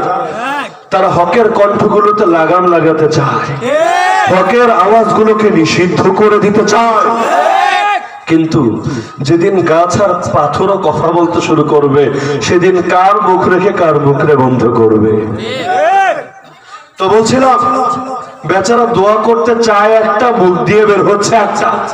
শুধু এখানেই শেষ না, আল্লাহর কি কুদরত, তার জিহ্বাটা মুখ থেকে বের হয়ে গেল, কুকুরের মতো করে ঝুলতে শুরু করলো, আর জিহ্বা থেকে লালা ঝরতে থাকলো। আল্লাহ তাআলা কোরআনে এই ঘটনার দিকে একটি ইঙ্গিত করেন। কোরআনে আল্লাহ বলেন, ফামাসালুহু কামাসালিল কালব, ওর দৃষ্টান্ত হলো কুত্তার মতো। ইন তাহমিল আলাইহি আলহাস আও তাতরুকহু ইয়ালহাস, কুত্তার উপর বোঝা চাপিয়ে দিলেও জিহ্বা বের করে হাঁপায়, কিছু না দিলেও জিহ্বা বের করে হাঁপায়। ওর পরিণতি হয়ে গিয়েছিল এমন। কিন্তু বেচারা এরপর আসল ফাঁদটা খুলে দিল, যেই ফাঁদ বর্ণনা করার জন্য এত লম্বা ঘটনাটা। বেচারা বলল, দেখো, যেহেতু ওদের জন্য আমি বরবাদ হয়েছি, সুতরাং বেঁচে থাকতে ওদের ধ্বংস না দেখে আমি যাব না। ওদের ধ্বংস হওয়া ছাড়া আমি মরেও শান্তি পাব। তাইলে সম্প্রদায়ের লোকেরা বলল, দোয়া তো করতে পারলাম না, তাহলে কি বুদ্ধি আছে? শোনো, একটা টিপস দিই তোমাদেরকে, যদি এটা তোমরা পালন করতে পারো, এই আল্লাহর নবী মুসা এবং তার ব্যাটালিয়ন তোমাদের কোনো ক্ষতি করতে পারবে না। কি বুদ্ধি তোমার? বুদ্ধি হলো, তোমাদের সমাজের সুন্দর সুন্দর নারীদেরকে ভালো পোশাক পরিয়ে, ভালো গয়নাঘাটি পরিয়ে, মডেল বানিয়ে ওদেরকে ছেড়ে দিবা এই মুজাহিদদের মধ্যে। এরা যখন মুজাহিদদের মধ্যে ঘুরপাক খাবে, এক তাবু থেকে আর এক তাবু, এক এলাকা থেকে আর এক এলাকা, এভাবে যখন ঘুরপাক খেতে থাকবে, হতে পারে অধিকাংশ জন তাদের দিকে ফিরেও তাকাবে না, কারণ তাদের অন্তরে আল্লাহর ভয় আছে। কিন্তু যদি একটা বার সফলতা পেয়ে যাও, যদি একজন মানুষও ওদের সঙ্গে কুকর্মে লিপ্ত হয়ে যায়, এই বাহিনী থেকে আল্লাহ তার সাহায্য উঠিয়ে নেবেন। আর আল্লাহ যদি কারো থেকে সাহায্য উঠিয়ে নেন, তাকে নিজের পায়ে পিষে ফেলা সময়ের ব্যাপার মাত্র। অন্যথা আমরাই তো সেই জাতি। পৃথিবীর যারা আমাদেরকে ধ্বংস করতে এসেছিল, ওদের নাম নিশানা ধ্বংস হয়ে গিয়েছে। বদরের ময়দানে কোনো আসবাব ছিল না, ভিতরে শুধু ঈমানের আগুন ছিল। এই মুশরিকরা এসেছিল আমাদেরকে নিভিয়ে দিতে, আল্লাহর কি কুদরত, ওরা নিজেরাই নিভে গেল। একই জাতি তো আমরা, একই নবীর সন্তান, সে আদি পিতা আদমের সন্তান আমরা। আর সাহাবীরাও যাকে জাতির পিতা বলে পরিচয় দিতেন, আমরাও তো তাকেই জাতির পিতা বলে পরিচয় দেই। আমাদের রক্ত তো এখনো খালিদ বিন ওয়ালিদের আদর্শ প্রবহমান। তারপর আজ আমাদের এই পরিণতি কেন? জবাব তো একটা, তাদের সঙ্গে সরাসরি আল্লাহর নুসরাত ছিল, আর আমরা আল্লাহর সাহায্য পাওয়ার যোগ্যতা হারিয়ে ফেলেছি। এজন্য চেষ্টায় কোনো কমতি নাই। প্রত্যেকটা এলাকায় কিছু মানুষ হলে এমন থাকে যারা দিন কায়েমের চেষ্টা করে, করে না? কিন্তু সেই 1924 থেকে এখন 2021, 100 বছর হতে চলছে, আল্লাহর জমিন আল্লাহর দ্বীনের বিজয় নাই, আল্লাহর জমিনে খেলাফত নাই, আল্লাহর জমিনে মুসলমানদের একক কোনো আমির নাই, আল্লাহর জমিনে মুসলমানদের একক কোনো ভূখণ্ড নাই। এমনকি যেগুলোকে মুসলিম কান্ট্রি বলা হয়, এগুলোতেও ইসলামের বিজয় কোথাও কোথায় আছে? কোথাও সেকুলারিজমের বিজয়, কোথাও গণতন্ত্রের বিজয়, কোথাও সমাজতন্ত্রের বিজয়, কোথাও রাজতন্ত্রের বিজয়। ইসলামের বিজয় কোথায় দেখা? সৌদি আরবে আছে ইসলামের বিজয়। আরে বলে না আছে? যেখানে ইসলামের বিজয় সেখানে কোনো তন্ত্র মন্ত্র থাকবে না। যেখানে ইসলামের বিজয় সেখানে মানব রচিত কোনো বিধান থাকবে না। যেখানে ইসলামের বিজয় সেখানে তো সবকিছু চলবে কোরআন এবং সুন্নাহর আলোকে। আছে এমন জায়গা? আরে আছে নাকি? তো চেষ্টার তো কোনো কমতি নাই। দেশে দেশে চেষ্টা, পাড়ায় পাড়ায় চেষ্টা, এলাকায় এলাকায় চেষ্টা। এত চেষ্টা করে সফলতা পায় না কেন? জবাব দুটো। এক জবাব হলো অধিকাংশ মানুষ নবীর পথ ছেড়েছে, নবীর মানহাজ ছেড়েছে, মন গড়া মানহাজ বানিয়েছে। দ্বিতীয় কারণ আল্লাহর সাহায্য নবীর আদর্শ ছাড়ার কারণে উঠে গেছে। তার পরামর্শ অনুসারে সুন্দরী সুন্দরী নারীদেরকে ছেড়ে দেওয়া হলো এদের মধ্যে। একটু খেয়াল করলে দেখবেন আজকাল মুসলিম সমাজের মধ্যে নারীর ফিতনা নাই? ব্যানারে নারী, টিভিতে নারী, মোবাইলে নারী, পত্রিকায় নারী। এমনকি যারা নারীর অধিকার নিয়ে বড় বড় লেকচার মারে, পত্রিকাগুলো খুললে প্রথম পাতায় বাম কোনা বা ডাইন কোনায় একটা নারী মডেলের ছবি থাকে না? নারী ছাড়া বিজ্ঞাপন হয় না, নারী ছাড়া রিসিপশন হয় না, নারী ছাড়া অভ্যর্থনা হয় না, নারী ছাড়া আমলাগুলোর বিদেশেও পাঠানো যায় না। এমনকি জেলখানায় বসেও আজকাল নারীর লগে পীড়িত হয়। তো নারী আর নারী আর নারী, সব জায়গায় খালি নারী না? এই নারীগুলো যে ল্যাংটা হওয়া শুরু করলো এমনি এমনি? আরে বলে না, নারীর কাছে তো নিজের লজ্জার দাম ছিল সবার চাইতে বেশি। কারণ আল হায়াউ শুবাতুম মিনাল ঈমান, লজ্জা হলো ঈমানের বিশেষ অঙ্গ। আল্লাহর নবী বলেছেন ইদা ফাতাকাল হায়া ফাসনা মা শিতা, যখন তোমার লজ্জা হারিয়ে গেল তুমি যা ইচ্ছা তাই করতে পারো, তোমার মধ্যে পশুর মধ্যে কোনো পার্থক্য নাই। তো লজ্জা যদি ঈমানের বিশেষ অঙ্গ হয়, লজ্জা ছেড়ে দেওয়া কুফরের বিশেষ অঙ্গ হবে না? আরে বলেন, তো যার মধ্যে লজ্জা নাই তার মধ্যে ঈমান আছে না কুফর আছে? তো এই যে লাজ লজ্জাহীন ব্যাপকভাবে মুসলিম নারীদের মধ্যেও ছড়িয়ে পড়েছে। এমনকি এমন একটা যুগে চলে এসেছে, অনেক যুবক এসে দুঃখ করে, হুজুর 2 বছর 3 বছর হয়ে গেল একটা ভালো পাত্রীর সন্ধান করছি কিন্তু একটা নেককার পাত্রী খুঁজে পাচ্ছি না। হয় ব্যাপকভাবে হয়। হুজুর গার্লফ্রেন্ড বানাতে চাইলে মেয়ের অভাব নেই, কিন্তু বিয়ে করতে চাইলে কারে বিয়ে করব বলেন? ক্লাস 8 এর মেয়ে কয়েকবার ফিজিক্যাল রিলেশনের অভিজ্ঞতা বাড়ি দিয়ে এসেছে। এখন এত অভিজ্ঞতা সম্পন্ন নারীদের নিয়ে হুজুর কিভাবে সংসার করবেন? হচ্ছে না আজকাল ব্যাপকভাবে? তো সারা দুনিয়ার মধ্যে এমন এক হালত ছড়িয়ে পড়েছে, অথচ মুসলিম নারীর কাছে ইজ্জতের দাম ছিল সবার চাইতে বেশি। বর্তমান পৃথিবীর ঘটনা, সিরিয়ার এক নারীর বর্ণনা উঠে আসলো মিডিয়ায়। যেই নারী গত 4 বছর যাবত প্রতি রাত্রে ঘুমাতে গেলেও বোরকা পরে, হিজাব পরে, নিকাব পরে ঘুমায়, তাকে জিজ্ঞেস করা হলো রাত্রে ঘুমানোর সময় তো কেউ এগুলো পরে না, পরে আর এগুলোকে নাইট ড্রেস নাকি? তা রাত্রে ঘুমানোর সময় এত কষ্ট করে আপনি হাত মোজা পরেন, পা মোজা পরেন, নেকাব পরেন, হিজাব পরেন, বোরকা পরেন, এত পর্দার কারণ কি? রাত্রে তো ঘরে থাকেন, এখানে যারা আছে আপনার নিজের ফ্যামিলি মেম্বার, বাইরের কেউ তো নাই, আপনার পর্দাহানির কোনো আশঙ্কা নাই। সেই নারী জবাব দিল, আমরা তো এমন এলাকায় থাকি প্রতিনিয়তই এখানে বোম্বিং করা হয়, যে কোনো দিন এমন হতে পারে রাত্রে ঘুমালাম, সেই জালিমদের ফাইটার এসে, ড্রোন এসে বোম্বিং করে সব মাটির সাথে মিশিয়ে দিয়ে গেল। আমি যদি সেই সময় স্বাভাবিক পোশাকে থাকি, ভোরবেলা গোটা পৃথিবী আমার পুড়ে যাওয়া দেহটা দেখতে পাবে। সারা জীবন আমার কোন অঙ্গ গায়রে মাহরাম বেগানা পুরুষকে দেখতে দিলাম না, মরার পর আমার অঙ্গ সারা দুনিয়া দেখবে। আর এটা আমি কিভাবে মেনে নিতে পারি? আমেরিকার কারাগারের এক নারীর আলোচনা উঠে এসেছিল মিডিয়ায়, যেই নারী বছরের পর বছর নিজের মেকআপটা পর্যন্ত চেহারা থেকে সরায়নি। কারণ যখন জিজ্ঞেস করা হলো সে জবাব দিল, আমার ছেলের কোনায় সিসি ক্যামেরা লাগানো আছে, আমি যদি চেহারা থেকে মেকআপ সরাই এই জালেম মার্কিন সেনারা আমার চেহারা দেখে ফেলবে। আরে মুসলিম নারীর চেহারা কোন জালেম দেখতে পারে না, মুসলিম নারীর চেহারা নিজের স্বামী বা মাহরাম পুরুষ ছাড়া অন্য কেউ দেখবে, আমার আল্লাহ তো এই অনুমতি দেয়। তো কোথায় তারা, কোথায় আমরা, কোথায় ত্যাগেই সফলতা? আজকাল মনে করেন এটা ত্যাগেই সফলতা, নিজেরা খুলে দিতে পারলে সফলতা। কেউ যদি ঢেকে রাখার কথা বলে তারে মনে হয় দুশ্মন, মনে হয় না? পুরুষরাও আমাদের দুশ্মন মনে করে, নারীরাও। পুরুষরা কয় হুজুররা আম করে প্যাকেট বানাতে চায়, এত স্মার্ট স্মার্ট পোশাক পরি, চেহারাটা আমাদের কত কিউট, হুজুররা আমাদের খ্যাত বানাতে চায়, সেকেলে বানাতে চায়, চেহারার মধ্যে দাড়ি রাখতে কয়, গায়ের মধ্যে সুন্নতি লেবাস ধারণ করতে চায়, অথচ আমরা তো হিরোদের মতো হতে চাই। চায় না? আরে চায় না? নামাজে দোয়া করে গায়রুল মাগদুবি আলাইহিম ওয়ালাদ-দাল্লিন, আল্লাহ ইহুদি খ্রিস্টানের পথে চালিয়েন না। কাজের সময় কিন্তু ওদেরটাই ধরে। তার কাছে আল্লাহর নবীর চেহারাকে স্মার্ট চেহারা মনে হয় না, আল্লাহর নবীর চেহারাকে কিউট চেহারা মনে হয় না। তার কাছে সকল ইহুদি খ্রিস্টান আর হিন্দু মুশরিকদের চেহারাটাকে আদর্শ এবং সুন্দর চেহারা মনে হয়। আরে কোন মুখ নিয়ে কাল কিয়ামতের দিন নবীর সামনে গিয়ে দাঁড়াবেন? শুধু কিয়ামত কেন, কবরে যখন নবীকে দেখানো হবে, চিনবেন নবীরে? মনে হবে খ্যাত, সেকেলে মনে হবে থার্ড ক্লাস মানুষ, উন্নত না, যার চেহারায়, যার শরীরের মধ্যে স্মার্টনেস নাই, আধুনিকতা নাই, যার সবকিছু দেখতে সেই প্রাগৈতিহাসিক যুগের মতো লাগে। নাউযুবিল্লাহ। তো বলছিলাম, তার বুদ্ধি তার সম্প্রদায়ের লোকেরা নারীদেরকে ছেড়ে দিয়েছে। এভাবে একদিন যায়, দুদিন যায়, এক বেলা যায়, দুবেলা যায়। আল্লাহর পথের মুজাহিদরা সর্বযুগেই নারীদের ব্যাপারে খুব সতর্ক থাকে। সুলতান সালাহুদ্দিন আইয়ুবের জীবনী কেউ পড়েছেন? ক্রুসেডের ইতিহাস বা সুলতান সালাহুদ্দিন আইয়ুবের জীবনী, যারা সুলতান সালাহুদ্দিন আইয়ুবের জীবনী পড়েছেন, এমনকি তার জীবনকে নিয়ে যে আশ্রিত উপন্যাসগুলো লেখা হয়েছে, ইমাম দীপ্তস্থান হোক বা অন্য বইগুলো, এগুলোর মধ্যেও দেখা যায় পৃষ্ঠায় পৃষ্ঠায় নারীর ভাব।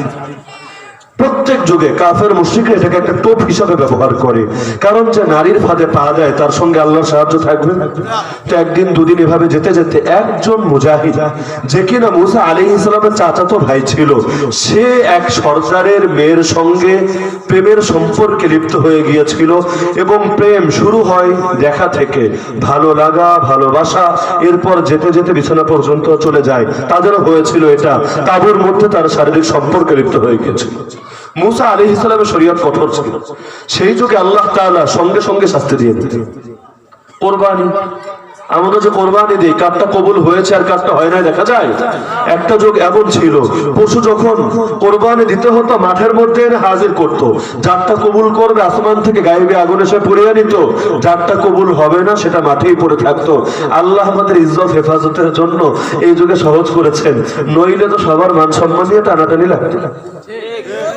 একইভাবে বহুত ক্ষেত্রে আল্লাহ সহজ করেছেন। মুসা আলাইহিস সালামের যুগে কেউ যদি কুফরে লিপ্ত হতো, শিরকে লিপ্ত হতো, গুনাহে লিপ্ত হতো, তওবার মাধ্যম ছিল হত্যা। যার কারণে মুসা আলাইহিস সালাম যখন তুর পাহাড়ে গিয়েছিলেন, ভাই হারুনকে রেখে গিয়েছিলেন, সাবিরি নামক এক লোকের ফিতনায় পড়ে সর্বপ্রথম গরুর পূজা শুরু হয়েছিল। এই যে আজকাল দেখেন না গরুর পূজা, গরুর মুদ খায়, গরুর মুদে শরবত বানায়, গরুর গোবর দিয়ে করোনা আর ক্যান্সার সারার বুদ্ধি দেয়, আবার গরুর গোবর দিয়ে নাকি কেকও আবিষ্কার করতে যাচ্ছে বেচারারা। এই যে গরুর পূজা শুরু হয়েছিল সেই সামিরির সময়, যখন নবী মুসা ফিরে আসলেন, তারা ক্ষমা চাইল। নবী বললেন, ক্ষমার পন্থা একটা, নিজেরা নিজেদেরকে মেরে ফেলো। সেই যুগে কঠিন ছিল। তো যখন সে গুনাহে লিপ্ত হলো, আল্লাহ তাআলার কি ফয়সালা, সঙ্গে সঙ্গে আযাব চলে আসলো অল্প সময়ের মধ্যে। সেই যুগে এক মহামারী ছিল, এখন যেমন এই যে করোনা নিয়ে সারা দুনিয়া গরম, সেই যুগে এক মহামারী ছিল যার নাম হলো প্লেগ। সেই প্লেগ রোগ দেখা দিল, অল্প সময়ের মধ্যে ৭০,০০০ মানুষ মারা গেল। যেই সেই মানুষ না মুজাহিদ, কয় হাজার? আরে বলো না কয় হাজার? এই যে করোনার মোকাবেলা করার জন্য যারা মাঠে নেমেছে, ভ্যাকসিন দিয়ে আমরা করোনাকে মেরে ফেলবো, আমরা হ্যান্ড স্যানিটাইজার দিয়ে করোনার মোকাবেলা করবো, আমরা শুধু মাস্ক পরে আর সামাজিক দূরত্ব রেখে করোনাকে তাড়িয়ে দিব, আছে না অনেকের চেতনা। তো করোনা কেন আসে, মহামারী কেন আসে, আল্লাহ এই জাতীয় জিনিসগুলো কেন পাঠান, এগুলোর আগে দূর করি, আগে সমস্যা দূর করি, তাহলে সমাধান এমনি এমনি হবে। এই আলোচনা সমাজে হয় না? আরে হয়। কেউ যদি করে আরে মনে হয় খ্যাত, আরে আধুনিক মনে হতে পারেনি, এই ভ্যাকসিন নিয়ে একটু বুদ্ধি দেবে। উম্মত 1 বছর আগে ভয় পাচ্ছিল করোনা নিয়ে, এখন সবাই ডরায় ভ্যাকসিন নিয়ে। হুজুর এতদিন ভালো ছিলাম, করোনার ভয়ে একটু জয় করেছিলাম, এখন তো করোনার ভ্যাকসিন নিয়ে ডরানো শুরু হয়েছে। শুনলাম ইসরায়েলে নাকি 13টার মুখ বাঁকা হয়ে গেছে, কোন দেশে নাকি আবার ভ্যাকসিন নিয়ে কি হয়েছে।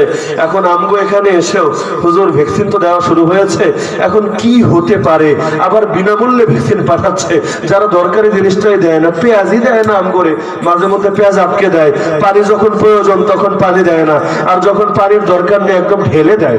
আবার দেখা যায় আমরা তাদের কিছু করতে না পারলে আমাদের ছোট ছোট ফেলানিদেরকে মেরে সীমান্তের কাঁটাতারে ঝুলিয়ে রাখে, যাদের রক্তে দেশের মাটিটা রঞ্জিত হয়। এরা হঠাৎ করে এত মহব্বত দেখিয়ে এভাবে ভ্যাকসিন পাঠানো কেন শুরু করলো? হুজুর খুব ডর লাগে।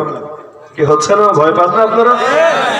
এজন্য অনেকে প্রস্তাব দেওয়া শুরু করেছে, আগে দুর্নীতিবাজদের গায়ে এটা অ্যাপ্লাই করা হোক, যদি ভালো হয় তো ভালো, যদি ভালো না হয় সমাজ থেকে কিছু ঝামেলা কম।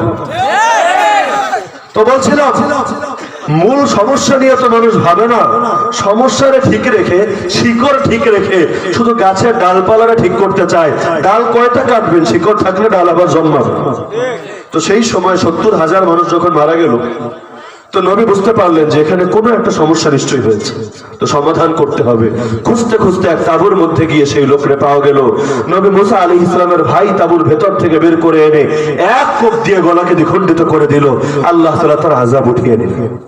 তো হাদিসে এদিকে ইঙ্গিত করা হচ্ছে, নারীকে ভয় করো। বনি ইসরাইলের প্রথম ফিতনা ছিল নারীর মধ্যে। আজকেও অনেক যুবক আলহামদুলিল্লাহ ঈমানের চেতনা লালন করে, তাওহীদের চেতনা লালন করে, দ্বীন কায়েমের চেতনা লালন করে, শাহাদাতের চেতনা লালন করে, জিহাদের চেতনা লালন করে, কিন্তু নারীর ফাঁদ থেকে যদি না বাঁচে তাদের পরিণতিও সেই বনি ইসরাইলের মতো হবে। এই কারণে দাজ্জালের বাহিনীর বিশেষ সদস্য নারী। দাজ্জাল আসার সময় যত ঘনিয়ে আসবে, এই বেহায়ার ফিতনা, লাজ লজ্জাহীনতার ফিতনা, অশ্লীলতার ফিতনা সারা দুনিয়ায় ব্যাপক থেকে ব্যাপকতর হবে। ওরা আমাদেরকে তো লাগিয়ে দিয়েছে মাদকের পেছনে আর নারীর পেছনে। ওরা কিন্তু ঠিকই নিজেরা নিজেদেরকে এগুলো থেকে বাঁচিয়ে রাখে। আমেরিকায় কয়বার নারী প্রেসিডেন্ট হয়েছে একটু বলেন দেখি? আমার জানা নাই, একটু লেখাপড়া কম। আমেরিকায় কয়বার নারী প্রেসিডেন্ট হয়েছে বলেন? আরে বলেন, কিন্তু মুসলিম কান্ট্রিতে বহুবার হয়েছে এমন রেকর্ড নাই। ইসরায়েলের মধ্যে যারা প্রধানমন্ত্রী হয়, যারা বড় পদে থাকে, এরা কয়দিন মদের বোতল টানে, এরা কয়দিন নারীদেরকে নিয়ে মেতে থাকে, একটু যাচাই করে দেখবে। এমনকি যেই সময় আপনাদেরকে মাতিয়ে রাখে গেমসের পেছনে, স্পোর্টসের পেছনে, যেই সময় আমাদের ছেলে পেলে ক্রিকেট ফুটবল নিয়ে মেতে থাকে, মাঝে মধ্যে অনলাইনে পিকচার ভাইরাল হয়, ওদের ছোট ছোট বাচ্চাগুলো ক্লাশিনকভ নিয়ে যুদ্ধের প্রস্তুতি নেয়। ওরা আছে শুধু এক চেতনা নিয়ে, যে নবী সুলাইমান সারা দুনিয়ায় নাকি ইহুদি রাজত্ব কায়েম করেছিল। এখন কিয়ামতের আগে দাজ্জাল আসবে, সে এসে আবারও নবী সুলাইমানের আদর্শ অর্থাৎ ইহুদি রাজত্ব কায়েম করবে।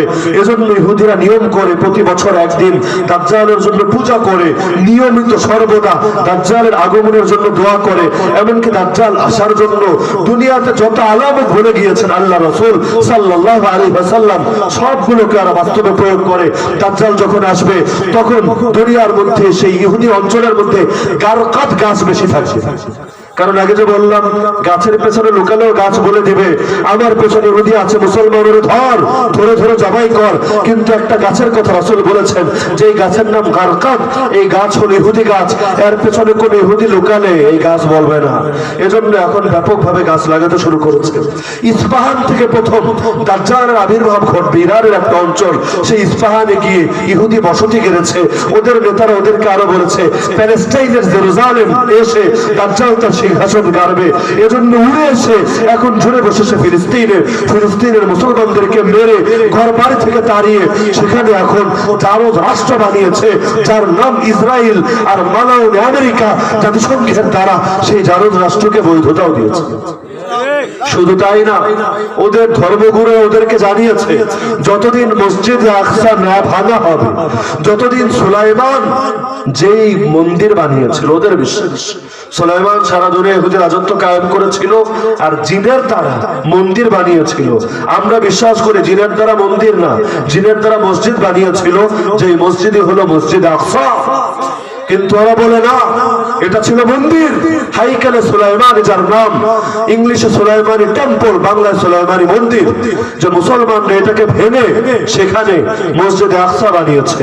ওদের বিশ্বাস যতদিন মসজিদে আকসা না ভাঙা হবে ততদিন, এবং এখানে সুলাইমানি মন্দির না বানানো হবে ততদিন দাজ্জাল ওদের ত্রাণকর্তা, ওদের মুক্তির দূত আসবে না এবং সিংহাসন গাড়বে না, দাজ্জাল রাজত্ব কায়েম করবে না।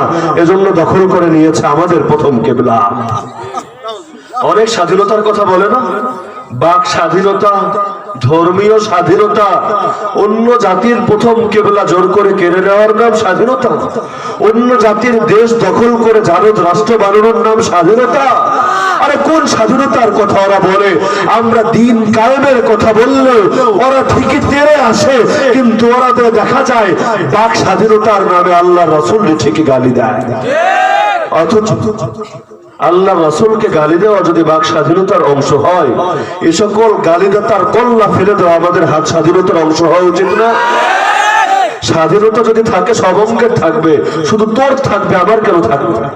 আর স্বাধীনতার নামে নারীরা যদি বিকিনি পরে রাস্তায় বের হতে পারে, নারী যা ইচ্ছা তাই পোশাক পরতে পারে, আর স্বাধীনতার নামে একটা মেয়ে তার বয়ফ্রেন্ডকে নিয়ে ঘরের মধ্যে লিপ টুগেদার করতে পারে, স্বাধীনতার নামে বোরকা পরে, হিজাব পরে, মেকআপ পরে কেন ডিউটি করতে পারবে না? কেন শিক্ষা প্রতিষ্ঠানে ঢুকতে পারবে না? কিন্তু নিষিদ্ধতা আছে না? আরে আছে কিনা? ওদের নেতারে গালি দিলে পাপ হয়, ওদের আইনের বিরুদ্ধে বললে পাপ হয়, ওদের সংবিধানের বিরুদ্ধে বললে পাপ হয়, কিন্তু একই নাপাক মুখ দিয়ে কোরআনের বিরুদ্ধে বললে পাপ হয় না, আল্লাহর নবীরে গালি দিয়ে পাপ বললে পাপ হয় না। অথচ ওদের মুখের যদি স্বাধীনতা থাকে, ওদের জিহ্বার যদি স্বাধীনতা থাকে, ওদের ঠোঁটের যদি স্বাধীনতা থাকে, আমাদের হাতেও স্বাধীনতা থাকবে।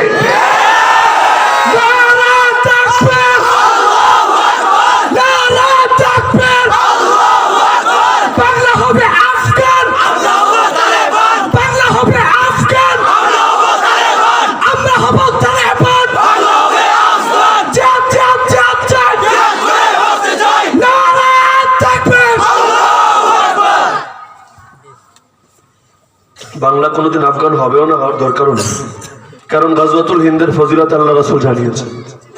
হিন্দুস্তানের ফজিলত কম না বেশি? আরে কম না বেশি? এমনকি সাহাবী আবু হুরায়রা পর্যন্ত তামান্না করেছেন, হায় যদি সেই যুগটা পেতাম আমি আমার জানমাল হিন্দুস্তানে গিয়ে বরবাদ করতাম। তাহলে হিন্দুস্তানের মর্যাদা কি কম? আরে কম নাকি? খোরাসান থেকে যে বিজয়ের কাফেলা শুরু হবে ইনশাআল্লাহ, সেই কাশ্মীর হয়ে পুরো হিন্দুস্তান হয়ে আল্লাহর খলিফা মাহদীর সঙ্গে গিয়ে যোগ দিবে। তো বলছিলাম আল্লাহর জমিনে ওদের মূলনীতি যদি আমরা মানি, ওদের মূলনীতি অনুসারে তো ওদেরকে বলা উচিত সবকিছুতে লাগাম থাকবে। স্বাধীনতার মধ্যেও লাগাম থাকে, থাকে না? আরে থাকে কিনা?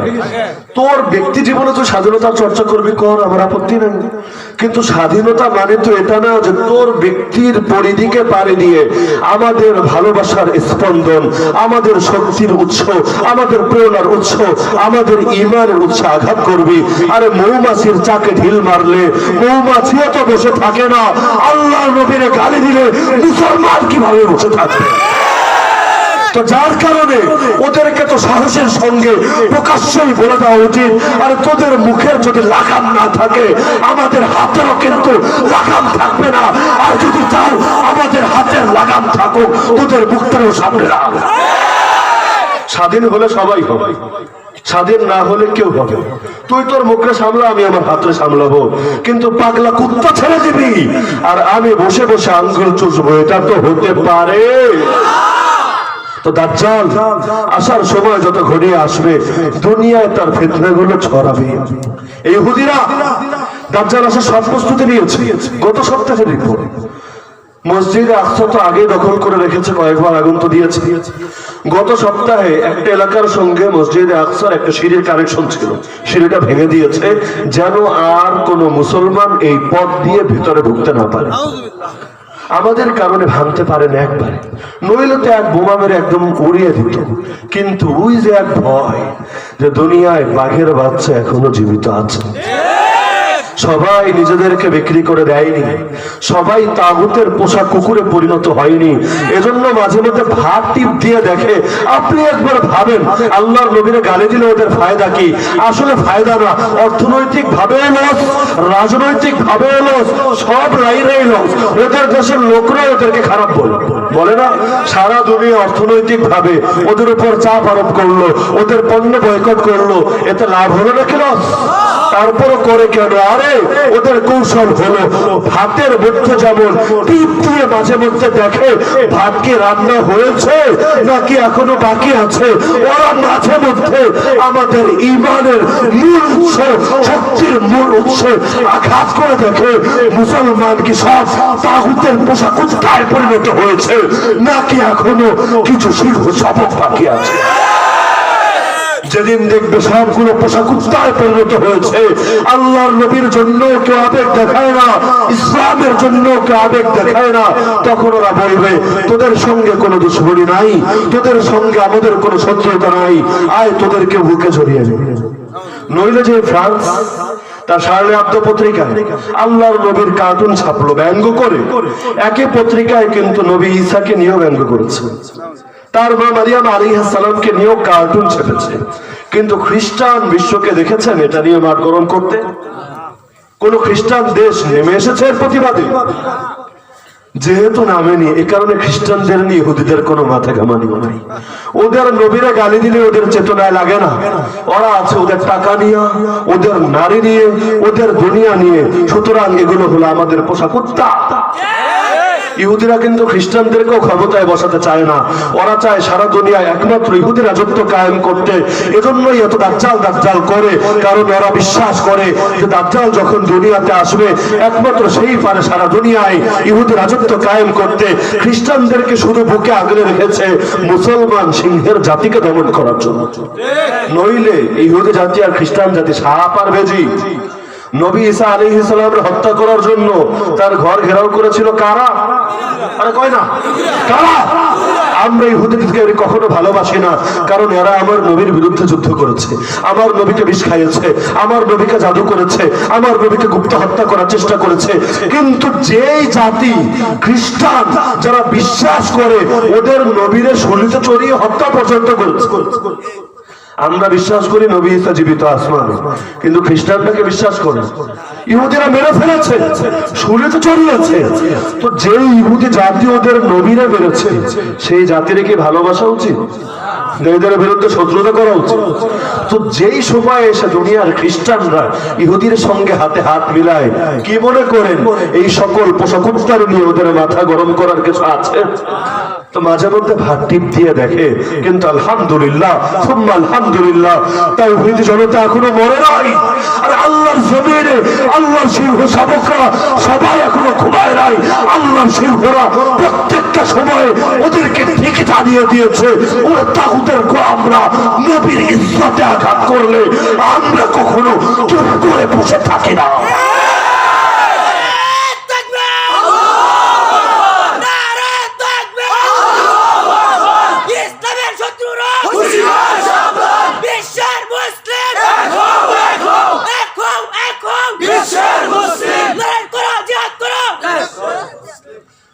তো বলছিলাম মূল ভালোবাসার উৎসটা ঠিক রাখতে হবে।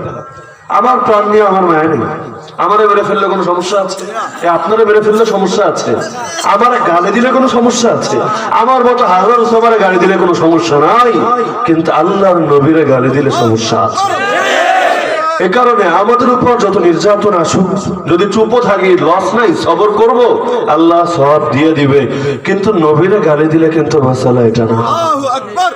তো আমাদের এই শক্তিটা যতদিন থাকবে, নিজেদের মধ্যে অনেক দল থাকতে পারে, অনেক মত থাকতে পারে, ভাষার ভিন্নতা থাকতে পারে, রঙের ভিন্নতা থাকতে পারে, কিন্তু ইনশাআল্লাহ আল্লাহু আকবারের তাকবীরে আমরা সবাই একসঙ্গে জেগে উঠব।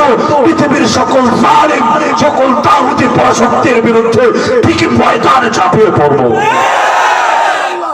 যেই সময় ইসলামের চতুর্থ খলিফা আমিরুল মুমিনিন আলী ইবনে আবি তালিব রাদিয়াল্লাহু আনহু এবং মুআবিয়া রাদিয়াল্লাহু আনহুর মধ্যে যুদ্ধ হচ্ছে, জানেন তো ইতিহাস। কাফেররা সবসময় চায় মুসলমানদের দলাদলিরা কেন্দ্র করে এই সুযোগকে কাজে লাগিয়ে ইসলামকে মিটিয়ে দিতে। এখনো চায় না, কাঁটা দিয়ে কাঁটা তোলে, এক দলরে দিয়ে আরেক দলরে দমন করে। সে ভাবে ওরা আমার শত্রু, ও ভাবে এরা আমার শত্রু, কিন্তু একবারও দুই দল ভাবে না আরে কাফেররা তো আমাদের আসল শত্রু। আমরা নিজেরা কামড়া কামড়ি করবো, ওদের কাজ কমে যাবে, কমবে না? সারা দুনিয়া যে আমরা কত দুর্বল। আজকাল এমন একটা জামানা চলে আসছি, এখন কাশ্মীরের মুসলমান নিয়ে কথা বললে বলে হুজুর এটা ভারতের অভ্যন্তরীণ ব্যাপার। প্রথম কেবলা মসজিদে আকসা নিয়ে কথা বললে বলে ও হুজুর মৌলবাদী শক্তি হবেন না, এটা হলো প্যালেস্টাইনের অভ্যন্তরীণ ব্যাপার। আল্লাহ না করুক সেদিন হয়তো দূরে না, যেদিন কাবা এবং রওজার উপর যদি কেউ অ্যাটাক করে আর আমরা এর জন্য প্রতিবাদ করি, বলবে হুজুর বুক সামলা, এটা হলো সৌদি আরবের অভ্যন্তরীণ ব্যাপার। আজকাল তো কথায় কথায় হুমকি হয় মৌলবাদী শক্তি, ওয়েলকাম টু গো পেয়ারা পাকিস্তান। কি সুন্দর করে বলে, আজকাল বলে না? আরে বলে কি না? আরে কেন আমরা পাকিস্তান যাব? কেন আমরা পাকিস্তান কেন যাব? এই জমিন কি তোর বাপের? আমরা কি এখানে ভেসে এসেছি? এ মাটির পরতে পরতে ইসলাম আছে। পৃথিবীর প্রত্যেকটা ইঞ্চি ইঞ্চি মাটি কার? কার? প্রত্যেকটা ইঞ্চি ইঞ্চি মাটিকে আমার আল্লাহ আমাদের জন্য সেজদার জায়গা বানিয়েছেন। যেখানে আল্লাহর জন্য সেজদা দেওয়া যায়, সেখানে আল্লাহর দ্বীন কায়েমের কথাও বলা যায়।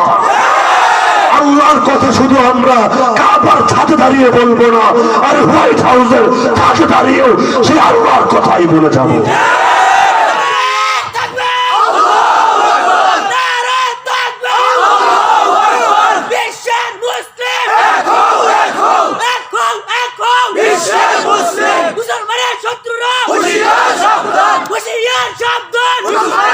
সৌদি আরবের মালিক যিনি, আমেরিকার মালিকও তিনি, পাকিস্তানের মালিক যিনি, ভারতের মালিকও তিনি।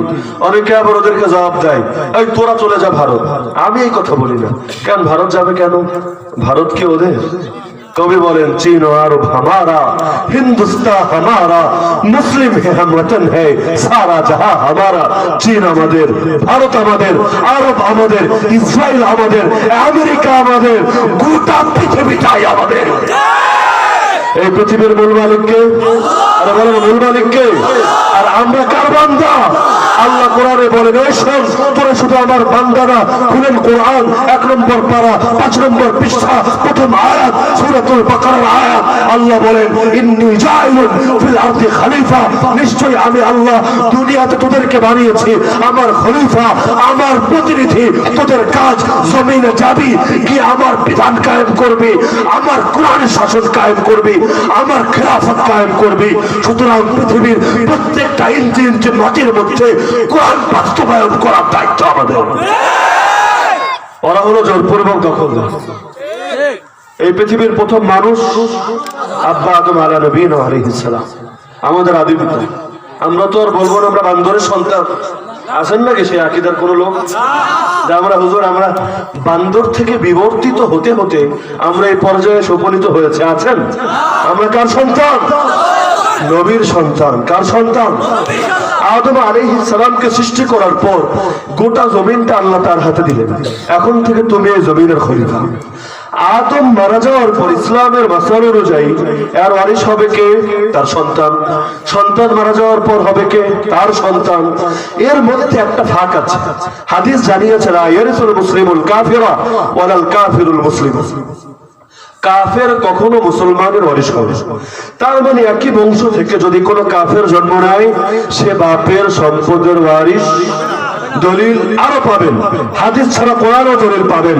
যখন নূহ আলাইহিস সালামের পুত্র কেনান চোখের সামনে ডুবে যাচ্ছিল, নূহ আলাইহিস সালাম আল্লাহকে বলেন হে আল্লাহ, আপনি বলেছিলেন আমার ফ্যামিলি মেম্বারকে বাঁচাবেন।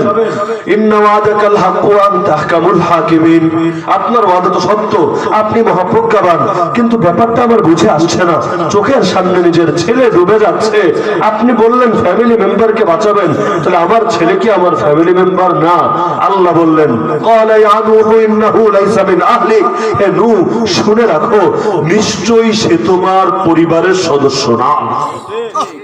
তার মানে নিজের সন্তান যদি কাফের হয়, সে কি আমার আপন? সে কি আমার পরিবারের সদস্য?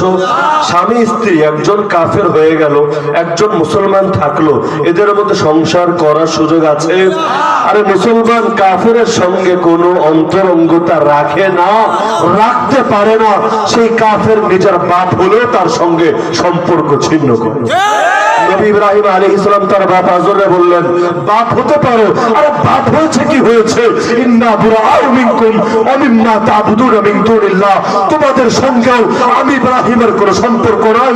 আল্লাহর বাদ দিয়ে যা কিছুর পূজা করো এগুলোর সঙ্গেও কোনো সম্পর্ক নাই, পূজারীর সাথেও সম্পর্ক নাই, পূজিতের সাথেও সম্পর্ক নাই। আসিয়া তার স্বামী ফেরাউনকে আপন মনে করেনি, লূত আলাইহিস সালাম তার স্ত্রীকে আপন মনে করেনি, কারণ ঈমান এবং কুফর কখনো এক হতে পারে। বলবেন সহজ একটা উদাহরণ, সহজ রানিং সময়ের উদাহরণ। রাজাকার আর আওয়ামী লীগ কি কখনো বন্ধু হতে পারে? রানিং টাইমের উদাহরণ, ইসলামের মাসালা না, সমাজে প্রচলিত কথা। রাজাকার বা রাষ্ট্রদ্রোহী আর আওয়ামী লীগ বন্ধু হতে পারে? সমাজ কি বলে, বাস্তবতা কি না, সমাজ কি বলে, হতে পারে? তাইলে মুসলমান আর কাফের দোস্ত হয় কেমন? তাইলে রাষ্ট্রদ্রোহী বড় না আল্লাহদ্রোহী বড়? কোন দেখি? আরে রাষ্ট্র বড় না আল্লাহ বড়? রাষ্ট্রের চাইতে যদি আল্লাহ বড় হয়, রাষ্ট্রদ্রোহী বড় অপরাধী না আল্লাহদ্রোহী বড় অপরাধী? রাষ্ট্রদ্রোহীর বিরুদ্ধে যদি ফাঁসি চান, আল্লাহদ্রোহীর জন্য এত মায়া কেন? রাষ্ট্রদ্রোহী যদি আমার শত্রু হয়, আল্লাহদ্রোহী আমার বন্ধু হতে পারে? যে কেউ আল্লাহ দ্রোহীকে নিজের বন্ধু বানাবে, সেও আল্লাহর দুশমনে পরিণত হবে। তো বলছিলাম, বাপ মারা যাওয়ার পর সন্তান ওয়ারিশ হয়, তারপর তার সন্তান ওয়ারিশ হয়, মাঝখানে কোনো কাফের যদি চলে আসে সে ওয়ারিশ হয় না। এভাবে আব্বা আদম আলাইহিস সালাম আমেরিকারও রাজা, ইসরায়েলেরও রাজা, ভারতেরও রাজা, বাংলারও রাজা, পৃথিবীর প্রত্যেকটা ইঞ্চি ইঞ্চি মাটির রাজা তার সন্তান হিসাবে। এখন এর রাজত্ব আমাদের না কাফের? সবাই কয় না ডরা? আরে নিজের বাড়িতে ভাড়াটিয়া থাকার খুব শখ। আরে বলেন মজা লাগবে নিজের বাড়িতে ভাড়াটিয়া থাকতে? এই জমিনের বাড়ি হলো আমরা, এখানে ভাড়াটিয়া থাকতে আসেনি।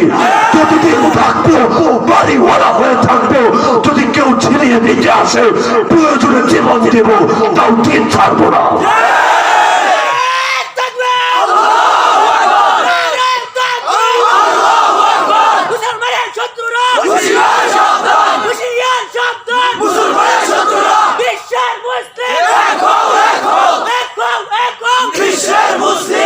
পৃথিবীর বাতিল পন্থীরা, আমার অবাক লাগে এটা, বাতিল পন্থীরা বাতিল কথাগুলো কত সাহসের সাথে বলে।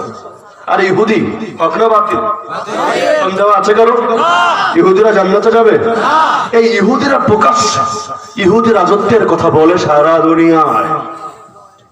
ইহুদিদের পতাকা এবং ওদের ম্যাপ নিয়ে যদি বিশ্লেষণ করি, আমরা আধা ঘন্টা টাইম দরকার করবো না আরেকদিন, যে ওদের ম্যাপটা বানিয়েছে কিভাবে, ওদের কল্পনা কি, ওদের পলিসি কি, ওদের পতাকার মধ্যে ইঙ্গিত কি, ওরা যতটুকু নিয়েছে এতটুকু নিয়ে সুখে থাকতে চায় নাকি পরিধি আরো বড় করতে চায়, আরেকদিন ইনশাআল্লাহ আলোচনা করব।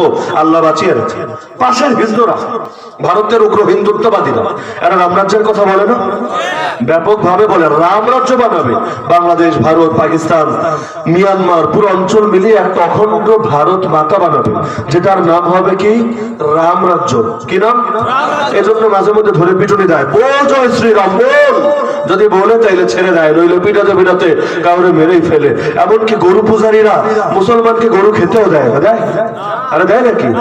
মুসলমান যদি কোনোভাবে শোনে কারো ফ্রিজে গরু আছে, ধরে তারাই জবাই করে ফেলে। কি উগ্রতা শুরু করে দিয়েছে। গত 2 সপ্তাহ আগের রিপোর্ট, আসামে তারা এই বিল পাস করতে যাচ্ছে যে আসামে কোনো সরকারি মাদ্রাসা থাকবে না, যতগুলো আছে সাধারণ বিদ্যালয় হবে, কারণ সরকারের টাকা ঢেলে সকল মৌলবাদী তৈরি করা হবে না। যতগুলো কওমি মাদ্রাসা আছে, বেসরকারি মাদ্রাসা, এগুলো স্বাধীন থাকবে না।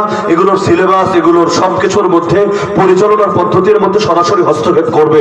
পুরো পাগলা কুত্তার মতো আচরণ শুরু করেছে। কাশ্মীরে কি করছে সারা দুনিয়া জানে, আর ডিটেল জানে না, কারণ আন্তর্জাতিক মিডিয়াকে পর্যন্ত সেখানে ঢুকতে দেয় না। যা মনে চায় তা করে। এটা নিয়ে আমেরিকারও দরদ নাই, জাতিসংঘেরও দরদ নাই। ওরা পারে শুধু মুসলমানদের দমন করতে ইরাক পুড়িয়ে ছারখার করে দিল। যার সময় বলে গেল সরি, আমরা ভুল করেছি, আমরা শুনেছিলাম প্রেসিডেন্ট সাদ্দামের কাছে এমন ভয়াবহ অস্ত্র আছে যা সারা দুনিয়া ধ্বংস করতে সক্ষম। তথ্যটা ভুল ছিল, আসলে সাদ্দামের কাছে এমন অস্ত্র নাই। এই ভুল বুঝতে বুঝতে একটা দেশ শেষ, সাদ্দাম নিজেও শেষ। এরপর আসলে আফগানিস্তানে 19 বছর যুদ্ধ করলো, চুক্তি করলো 2020-এর 29 ফেব্রুয়ারি। হোয়াইট হাউস থেকে বিবৃতি দিল, আমরা এতদিন ভুলের মধ্যে ছিলাম, আমরা শুনেছিলাম, আমরা জেনেছিলাম তালেবান হলো জঙ্গি সংগঠন। কি তালেবান? কি 19 বছর পর আমরা বুঝতে পারছি আসলে ওরা জঙ্গি সংগঠন না, ওরা হলো সশস্ত্র স্বাধীনতাকামী বিপ্লবী। বাংলায় কয় না মাইলের উপর ওষুধ। 19 বছর আগে যারা জঙ্গি, 19 বছর পর কি এরা সশস্ত্র স্বাধীনতাকামী বিপ্লবী। কিন্তু এটা বুঝতে বুঝতে 19টা বছর পার হয়ে গেল। লক্ষ কোটি মা বোন তাদের ইজ্জত হারালো, রক্ত দিল, এত এত মানুষ শহীদ হলো, ছোট ছোট বাচ্চারা পর্যন্ত নির্বিচারে নিহত হলো। একটা সরি বলে সব রক্তের দাগ মিটিয়ে দিল। তো বাতিল পন্থীরা কত সাহসের সাথে বাতিল কথাগুলো বলে। আসামে মুসলমান মারে, দিল্লিতে মারে, কয়শো দাঙ্গা যে হয়েছে ভারতে আল্লাহ ভালো জানে। এমনকি এখন আসামের মুসলমানদের বাংলায় তাড়িয়ে দেওয়ার কথা বলে। ওদের নেতারাই মাঝে মধ্যে বলে বাংলাদেশ ওনাকে দখল করে ফেলবে, বলে না? এই বছর এই যে গত 16 ডিসেম্বর কিছুদিন আগেই তো গেল, সেই সময় ওরা এমন ভাবে, সেই সময় ভারতের মিডিয়াগুলোতে যারা নজর রেখেছেন এমন ভাবে রিপোর্ট করেছে পুরো বিজয়ের ক্রেডিটটা ওদের, বাঙালির কোনো ক্রেডিট নেই, পুরো ক্রেডিটটা কাদের? ওদের। তার মানে ধীরে ধীরে নিজেদের প্ল্যানের দিকে যাচ্ছে। মুসলমানদের মসজিদ শুধু এক বাবরি মসজিদ ভাঙেনি, কয়শো মসজিদে শহীদ করেছে এর সঠিক পরিসংখ্যান কেউ দেখাতে পারবে না। অপরদিকে আমেরিকা এসে ভুয়া সংবাদের ভিত্তিতে ইরাক বরবাদ করে, আফগানিস্তান বরবাদ করে, অথচ আরাকান দেখার জন্য জাতিসংঘ একটা সদস্য দল পাঠায়। সেই কফি আনানের নেতৃত্বে মাসের পর মাস পার হয়, বছরের পর বছর পার হয়, কিছু করতে পারে না, অসহায়। শুধু সুপারিশ, শুধু বিচার, শুধু জিজ্ঞাসা, বেশ শেষ। অথচ জাতিসংঘের রিপোর্ট অনুযায়ী বর্তমান পৃথিবীতে সবচাইতে বেশি জাতিগত নিপীড়নের শিকারে রোহিঙ্গা জাতি। তো সারা দুনিয়ায় বাতিল পন্থীরা বাতিল রাজত্বের কথা ঠিকই বলে, বামপন্থীরা বামের রাজত্বের কথা বলে, সমাজতান্ত্রিকরা সমাজতন্ত্রের কথা বলে, গণতান্ত্রিকরা গণতন্ত্রের কথা বলে, এমনকি ইহুদিরা ইহুদিবাদের ইহুদি রাজত্বের কথা বলে, উগ্র হিন্দুত্ববাদীরা হিন্দুত্ববাদী রাষ্ট্রের কথা বলে। কিন্তু মুসলমান এসে শুধু দিন কায়েমের কথা শুনলেও ডরায়, বললে ডরায় না, কি করলে ডরায়? শুনলেও ডরায়। অথচ এই জমিনের বাড়িওয়ালা ছিলাম আমরা। তো নিজেরাই যখন নিজেদেরকে গোলাম বানিয়ে ফেলে, পৃথিবীর কেউ কি তাদেরকে গোলামির এই জিনজির থেকে মুক্ত করতে পারে? তো দাজ্জালি ফিতনা থেকে বাঁচতে চাইলে আগে নিজেকে চিনতে হবে। দাজ্জালের প্রত্যেকটা ফিতনার ব্যাপারে সজাগ এবং সতর্ক থাকতে হবে। এই যে নারীর ফিতনার কথা বললাম, আরে আপনার ভেতরে যত চেতনা থাকুক, দাজ্জালের একটা টোপে যদি ফেসে যান, ইমান তো অনেক আছে, চেতনা তো অনেক আছে, কিন্তু এই চেতনা নিয়ে হয়তো শাহাদাতের মরণ হবে না, এক দুনিয়ার সামান্য নারীর জন্য হয়তো আত্মহত্যার মরণ নসিব হবে। এজন্য সর্বদা মনে রাখবেন, জীবনের সব ক্ষেত্রে আল্লাহ রাসূলের পথেই আমাদের সফলতা। রাজনীতি করবেন, আল্লাহ রাসূলের পথ ধরেন। অর্থনৈতিক ব্যবস্থা দরকার, আল্লাহ রাসূলের অর্থনীতি নেন। আপনার পলিটিক্যাল সিস্টেম দরকার, আল্লাহ রাসূলেরটা নেন। শিক্ষা ব্যবস্থা দরকার, রাসূলেরটা নেন। রাষ্ট্রনীতি পররাষ্ট্রনীতি দরকার, রাসূলেরটা নেন। সমরনীতি দরকার, পৌরনীতি দরকার। আর কি লাগবে আপনার? জীবনের সব শিক্ষাই পাবেন আল্লাহ রাসূল সাল্লাল্লাহু আলাইহি ওয়াসাল্লামের জীবনের মধ্যে। যার নামে কালেমা পড়েছি তাকে বাদ দিয়ে অন্য কোনো আদর্শ ভাড়া করার কোনো দরকার আমাদের নাই। ইসলাম দেউলিয়া না, ইসলাম অসহায় না, ইসলাম মিসকিন না, ইসলাম নিঃস্ব না। ইসলামে প্রবেশ করার পর পৃথিবীর অন্য কোনো দিকে তাকানোর কোনো দরকার নাই। আর অন্য ধর্মের লোকেরা, অন্য মতবাদের লোকেরা ইসলাম থেকে ভাড়া করে নিতে পারে, কিন্তু মুসলমান কখনো অন্যের থেকে ভাড়া করে কিছু নিতে পারে না। সূরাতুল মাইদা আয়াত নম্বর 3 আবার আল্লাহ জানিয়েছেন, আল-ইয়াউমা আকমালতু লাকুম দীনাকুম, আজ আমি আল্লাহ তোমাদের জন্য তোমাদের দ্বীনকে পরিপূর্ণ করে দিলাম। ওয়া আতমামতু আলাইকুম নিয়ামতি, তোমাদের জন্য আমার নিয়ামতকে পূর্ণতা দিয়ে দিলাম। ওয়া রাদিতু লাকুমুল ইসলাম দীনা, একমাত্র ইসলামকে তোমাদের জীবন ব্যবস্থা হিসাবে মনোনীত করে দিলাম। এই আয়াত শোনার পর মুসলমান কিভাবে গণতন্ত্রের মধ্যে সফলতা খোঁজে, জাতীয়তাবাদের মধ্যে সফলতা খোঁজে, ধর্মনিরপেক্ষতাবাদের মধ্যে সফলতা খোঁজে। এই গণতন্ত্রের মধ্যে যদি সফলতাই থাকে, খোদ আমেরিকায় আগুন জ্বলে কেন? এক বর্ণবাদী আর বর্ণবাদ বিরোধী এই দ্বন্দ্বটাই এতকালে মিটাতে পারলো না কেন? গণতন্ত্র মানে যদি জনগণের শাসনই হয়, মুসলমানদেরকে যে ভালোবাসতে হয় এই জিনিসটা ওদের নাগরিকদের এখনো শিখাতে পারলো না কেন? এমনকি নির্বাচনের এই যে জো বাইডেন ক্ষমতায় আসার আগে এক ওয়াশিংটনে এই পরিমাণ নিরাপত্তা কর্মী মজুদ ছিল, রানিং টাইমে ইরাক আর আফগানিস্তানে যে পরিমাণ আমেরিকান বাহিনী নাই। এই হলো গণতন্ত্রের ধাঁধা।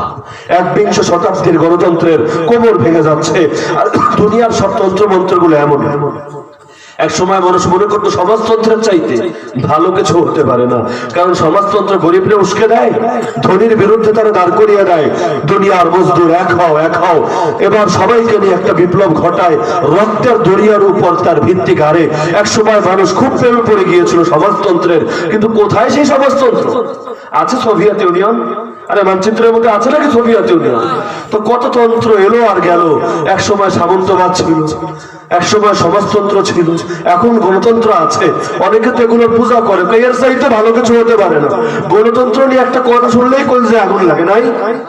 সেভাবে এটাই সর্বোচ্চ, অথচ একবার চিন্তা করে না একমাত্র আল্লাহর বিধান ছাড়া কোনো কিছুই চূড়ান্ত না। যেই জিনিস নিজেই পাল্টে যায় সে আপনারা পাল্টাবে কিভাবে? ছোট্ট উদাহরণ দিয়ে আলোচনা শেষ করে দেব। পৃথিবীর যত মানব রচিত সংবিধান আছে এগুলো পরিবর্তন হয় না? আরে হয় কি না? যেমন বাংলাদেশ 1971 থেকে এখন 2021 50 বছর, স্বাধীনতার 50 বছরে 16 বার সংবিধান পরিবর্তিত হয়েছে, আরো হবে, শেষ না। কিছু মূল ধারা আছে অপরিবর্তনীয়, বাকিগুলো সময় সাপেক্ষে বিভিন্ন সময় পরিবর্তন হতে পারে। তো 50 বছরে কয়বার? আর কয় না, কয়বার? কোরআন নাজিল হয়েছে 1450 বছর হয়ে গেল। কয়বার পরিবর্তন হয়েছে? কয়বার পরিবর্তন হওয়ার দরকার পড়েছে? আচ্ছা, পরিবর্তন যে হয়নি শিল্প বিপ্লবের পর, দুনিয়া বিজ্ঞান এবং প্রযুক্তিতে চরম উৎকর্ষে পৌঁছার পর কোরআন সেকেলে হয়ে গেছে? কোরআনের মধ্যে আধুনিক বিশ্বের সমস্যা সমাধান নাই? পারলে এমন একটা সমস্যা আমাকে এনে দেখান যেই সমস্যা সমাধান আল কোরআনে পাওয়া যাবে না। পৃথিবী কি উন্নত হয়েছে? এর চাইতে যদি আরো 1000 গুণ বেশি উন্নত হয়, কোরআন তার চাইতেও বেশি উন্নত। তো যেই জিনিস নিজে অপরিবর্তনশীল, যার মধ্যে পরিবর্তনের কোনো ছোঁয়াও লাগে না, যার লয় নাই, যার ক্ষয় নাই, একমাত্র সেই জিনিসই তো সমাজকে পরিবর্তন করতে পারে। আর যেই জিনিস সময়ের ব্যবধানে নিজেই পাল্টে যায় সে কিভাবে সমাজকে পাল্টাবে? আরে পার্থক্য বুঝতে পারছেন? যে নিজেই পাল্টে যায় সে সমাজকে কিভাবে পাল্টাবে? নিজে পাল্টে যায় এর মানে কি? তার মানে এর মধ্যে ভুল হয়, এর মধ্যে ত্রুটি হয়, এর মধ্যে দুর্বলতা ঢোকে, এর মধ্যে এমন কিছু আসে যেটা মানুষের সমস্যার সমাধান করতে পারে না। আর যেই আল্লাহ তোমাকে বানিয়েছে সেই আল্লাহ তোমার সমস্যার সবচাইতে ভালো এবং কার্যকর সমাধান দিতে পারবে। দুনিয়ার মানুষ কয় না ইসলাম শান্তির ধর্ম? আরে বলে কিনা? এরপরে যারাই বলবে ইসলাম শান্তির ধর্ম, গিয়ে বলবে চাচা যান, ইসলাম যদি শান্তির ধর্ম হয় তাইলে আপনার রাষ্ট্র ধর্ম শুধু হিসাবে না, রাষ্ট্রীয় সব ক্ষেত্রে ইসলামটাকে কায়েম করে দেন। শান্তি শান্তি কায়েম করতে সমস্যা কোথায়? সমস্যা তো থাকার কথা না। ইসলাম যদি অশান্তি হতো আপনার চুলকাইলে কামে লাগতো। ইসলাম কিসের ধর্ম ভাই? আরে কয় না, ইসলাম যদি শান্তির ধর্ম হয়, ইসলামের বিজয়ের কথা বললে কইলজা লাগে কে? আমরা তো শান্তি কায়েম করতে চাই, ওরা সারা দুনিয়ায় আগুন লাগাতে চায়, কিন্তু বিশ্বাস করেন আমরা আগুন লাগাতে চাই না, শান্তি কায়েম করতে চাই। আরে আল্লাহর জমিনে ইসলাম কায়েম হলে মুসলমান শুধু না, শুধু মানুষই শুধু না, বনের প্রাণীরা পর্যন্ত শান্তি ফিরে পায়। পৃথিবীতে যেই দিন ইসলাম থাকবে না সেদিন বনের প্রাণী দূরের কথা আসমান জমিনও থাকবে না। এই নাস্তিকরা ভাবেন তো আপনাদের উপকার করে, তাই না? দুনিয়াদাররা তো ওদের পক্ষে থাকে। আরে না, ওরা আপনাদের ধ্বংস করার জন্য ধান্দা করে। ওরা তো চায় ইসলামকে মিটিয়ে দিতে। ইসলাম যেদিন মিটবে দুনিয়া থাকবে? আরে থাকবে? কয় সন্দেহ আছে আমাদের? দলিল আল্লাহ রাসূলের হাদিস, লা তাকুমু সাআ হাত্তা ইউকালা ফিল আরদি আল্লাহ আল্লাহ। যতদিন জমিন আল্লাহ আল্লাহ বলা হবে ততদিন মহাপ্রলয় হবে না, আসমান জমিন ধ্বংস হবে না, কিয়ামত সংঘটিত হবে না। কথা উল্টান। তার মানে যেদিন আল্লাহ আল্লাহর বলা হবে না সেদিন আসমানও থাকবে না, জমিনও থাকবে না, পৃথিবী থাকবে না, মহাপ্রলয় সংঘটিত হবে। তাহলে আমরা কি আপনাদের পক্ষের লোক না বিপক্ষের লোক? আর নাস্তিকরা, বেঈমানরা, কাফেররা, মুশরিকরা আপনাদের পক্ষের লোক না বিপক্ষের লোক? শত্রু চেনেন, বন্ধু চেনেন, নিজের হিরোদেরকে চেনার চেষ্টা করেন। আসল হিরোকে যখন চিনবেন না তখন নকল হিরোরাই মনে হবে হিরো। সেকুলার ডেমোক্রেটিক ধ্বজাধারী শাসক বৃন্দ, এদেরকে মনে করবেন আপনার সবচেয়ে আপনজন। আজকাল মানুষ আমিরুল মুমিনিন ঘোষণা করে, আমিরুল মুমিনিন সুলতান এরদোগান সাহেব, আমিরুল মুমিনিন সুলতান ইমরান খান সাহেব, আমিরুল মুমিনিন আহমদ নেজাদি, ওই কি ইরানের কি ছিল? তো এক একজনকে এক একটা ভাষণ বের করে। আমিরুল মুমিনিন তুরস্ক শাখা, আমিরুল মুমিনিন ইরান শাখা, আমিরুল মুমিনিন পাকিস্তান শাখা। আর মোহাম্মদ বিন সালমান তো আমাদের পেট্রো ডলার এবং রিয়াল খোর অনেকের কাছে যুগের মাহদি। অথচ প্রকৃত মুসলমান যে ব্যক্তি হবে, মুসলমানদের আমির যিনি হবে, তিনি সেকুলারিজমকেও ধারণ করবেন না, ডেমোক্রেসিকেও ধারণ করবেন না, একমাত্র মহাগ্রন্থ আল কোরআনকে ধারণ করবেন, একমাত্র ইসলামকে ধারণ করবেন। ইসলাম এমন কোন দেউলিয়া ধর্ম না যে ইসলামের রাজনীতি করতে চাইলে গণতন্ত্রে ঢুকতে হবে। কথা বুঝতে পারছেন তো? বলবে হুজুর গণতন্ত্রের বিরুদ্ধে কথা কয়। আরে কত কিছু এলো আর কেন? সমাজতন্ত্র শেষ না? এই গণতন্ত্র দেখতে থাকেন। যে আমেরিকা থেকে শুরু, এই আমেরিকায় এখন গণতন্ত্রের বিরুদ্ধে আন্দোলন হয়। এই আমেরিকায় যে কাইল্লা আর সাদাগুলার মধ্যে যে মারপিট চলতেছে, বর্ণবাদী আর বর্ণবাদ বিরোধী, পুলিশ ধরে জর্জ ফ্লয়েডরে মেরেই ফেললো। বেচারা কালা, কালা হওয়ার কি অপরাধ? অথচ আমাদের অনেক সাদা যুবক কেমন আছে যার বউ কালা আছে না? বউরেকে ধরে মেরে ফেলেছেন আপনি? আরে মেরেছেন নাকি? তো আপনি তো মারেন না, মহব্বত করেন, সংসার করে যাচ্ছেন। কিন্তু বেটা একটা লোক কালা, কালা তো হইতেই পারে, তো সমস্যা কি? তো কালা এই জন্য ধরে মেরেই ফেলেছে, মানে নাই? এমনকি বারাক ওবামার বিরুদ্ধে অবস্থান নিয়ে যে ট্রাম্পকে ক্ষমতায় আনার পেছনেও এদের বিশাল ভূমিকা ছিল। তো বর্ণবাদী, বর্ণবাদ বিরোধী, যারা বর্ণবাদ বিরোধী এরা এখন এসে বলছে আমাদের আন্দোলন শুধু ট্রাম্পের বিরুদ্ধে না, শুধু জো বাইডেনের বিরুদ্ধে না, শুধু মার্কিন পুলিশের বিরুদ্ধে না, শুধু মার্কিন এই সিস্টেমের বিরুদ্ধে না, বরং গোটা সিস্টেমটাই অসার। আমরা আমেরিকান পুরো সিস্টেমটাকে ভেঙে নতুন করে করতে চাই। তার মানে গণতন্ত্র এটি আমরা চলবো না, এগুলো মানুষের সমস্যা সমাধান করতে পারে না। তো যেই জিনিসের পূজা করেন, যেখান থেকে শুরু হয়েছে আধুনিক গণতন্ত্রের প্রতিষ্ঠাতা কে? নাকি মুহাম্মদ রাসূলুল্লাহ সাল্লাল্লাহু আলাইহি ওয়াসাল্লাম? অনেকের কাছে তো কোরআনের মতো পবিত্র মনে হয় এটাকে। তো যে আব্রাহাম লিঙ্কনের দেশ থেকে সূচনা, সেখানেই এখন এটা মানুষের সমস্যা সমাধান করতে আরে পারে নাকি? অর্থনৈতিক ভাবে তো পিছিয়ে পড়েছে চীন, এখন অর্থনৈতিক ভাবে শ্রেষ্ঠ পরাশক্তি। ধীরে ধীরে সামরিক লাইনে, রাজনৈতিক লাইনেও আল্লাহ তাআলা তাদেরকে চূড়ান্ত লাঞ্ছিত করবেন। সুতরাং আমেরিকার পূজা করে লাভ নাই। গোলামি করতে চাইলে একমাত্র কার? যার সামনে দাঁড়িয়ে প্রতিদিন প্রতি রাকাত সালাতে বলেন ইয়াকা না'বুদু ওয়া ইয়াকা নাস্তাঈন, আয় আল্লাহ একমাত্র তোমারই গোলামি করি, একমাত্র তোমার কাছে সাহায্য চাই। যেই জিহ্বা প্রতিদিন প্রতি রাকাত নামাজ আল্লাহর গোলামের কথা বলে, সেই জিহ্বা দিয়ে কিভাবে আমেরিকা, ভারত, চীন বা ইসরায়েলের পূজার কথা বের হতে পারে? আল্লাহ তাআলা আমাদের সবাইকে এই কথাগুলো সঠিকভাবে জানার, বোঝার এবং আমল করার তৌফিক দান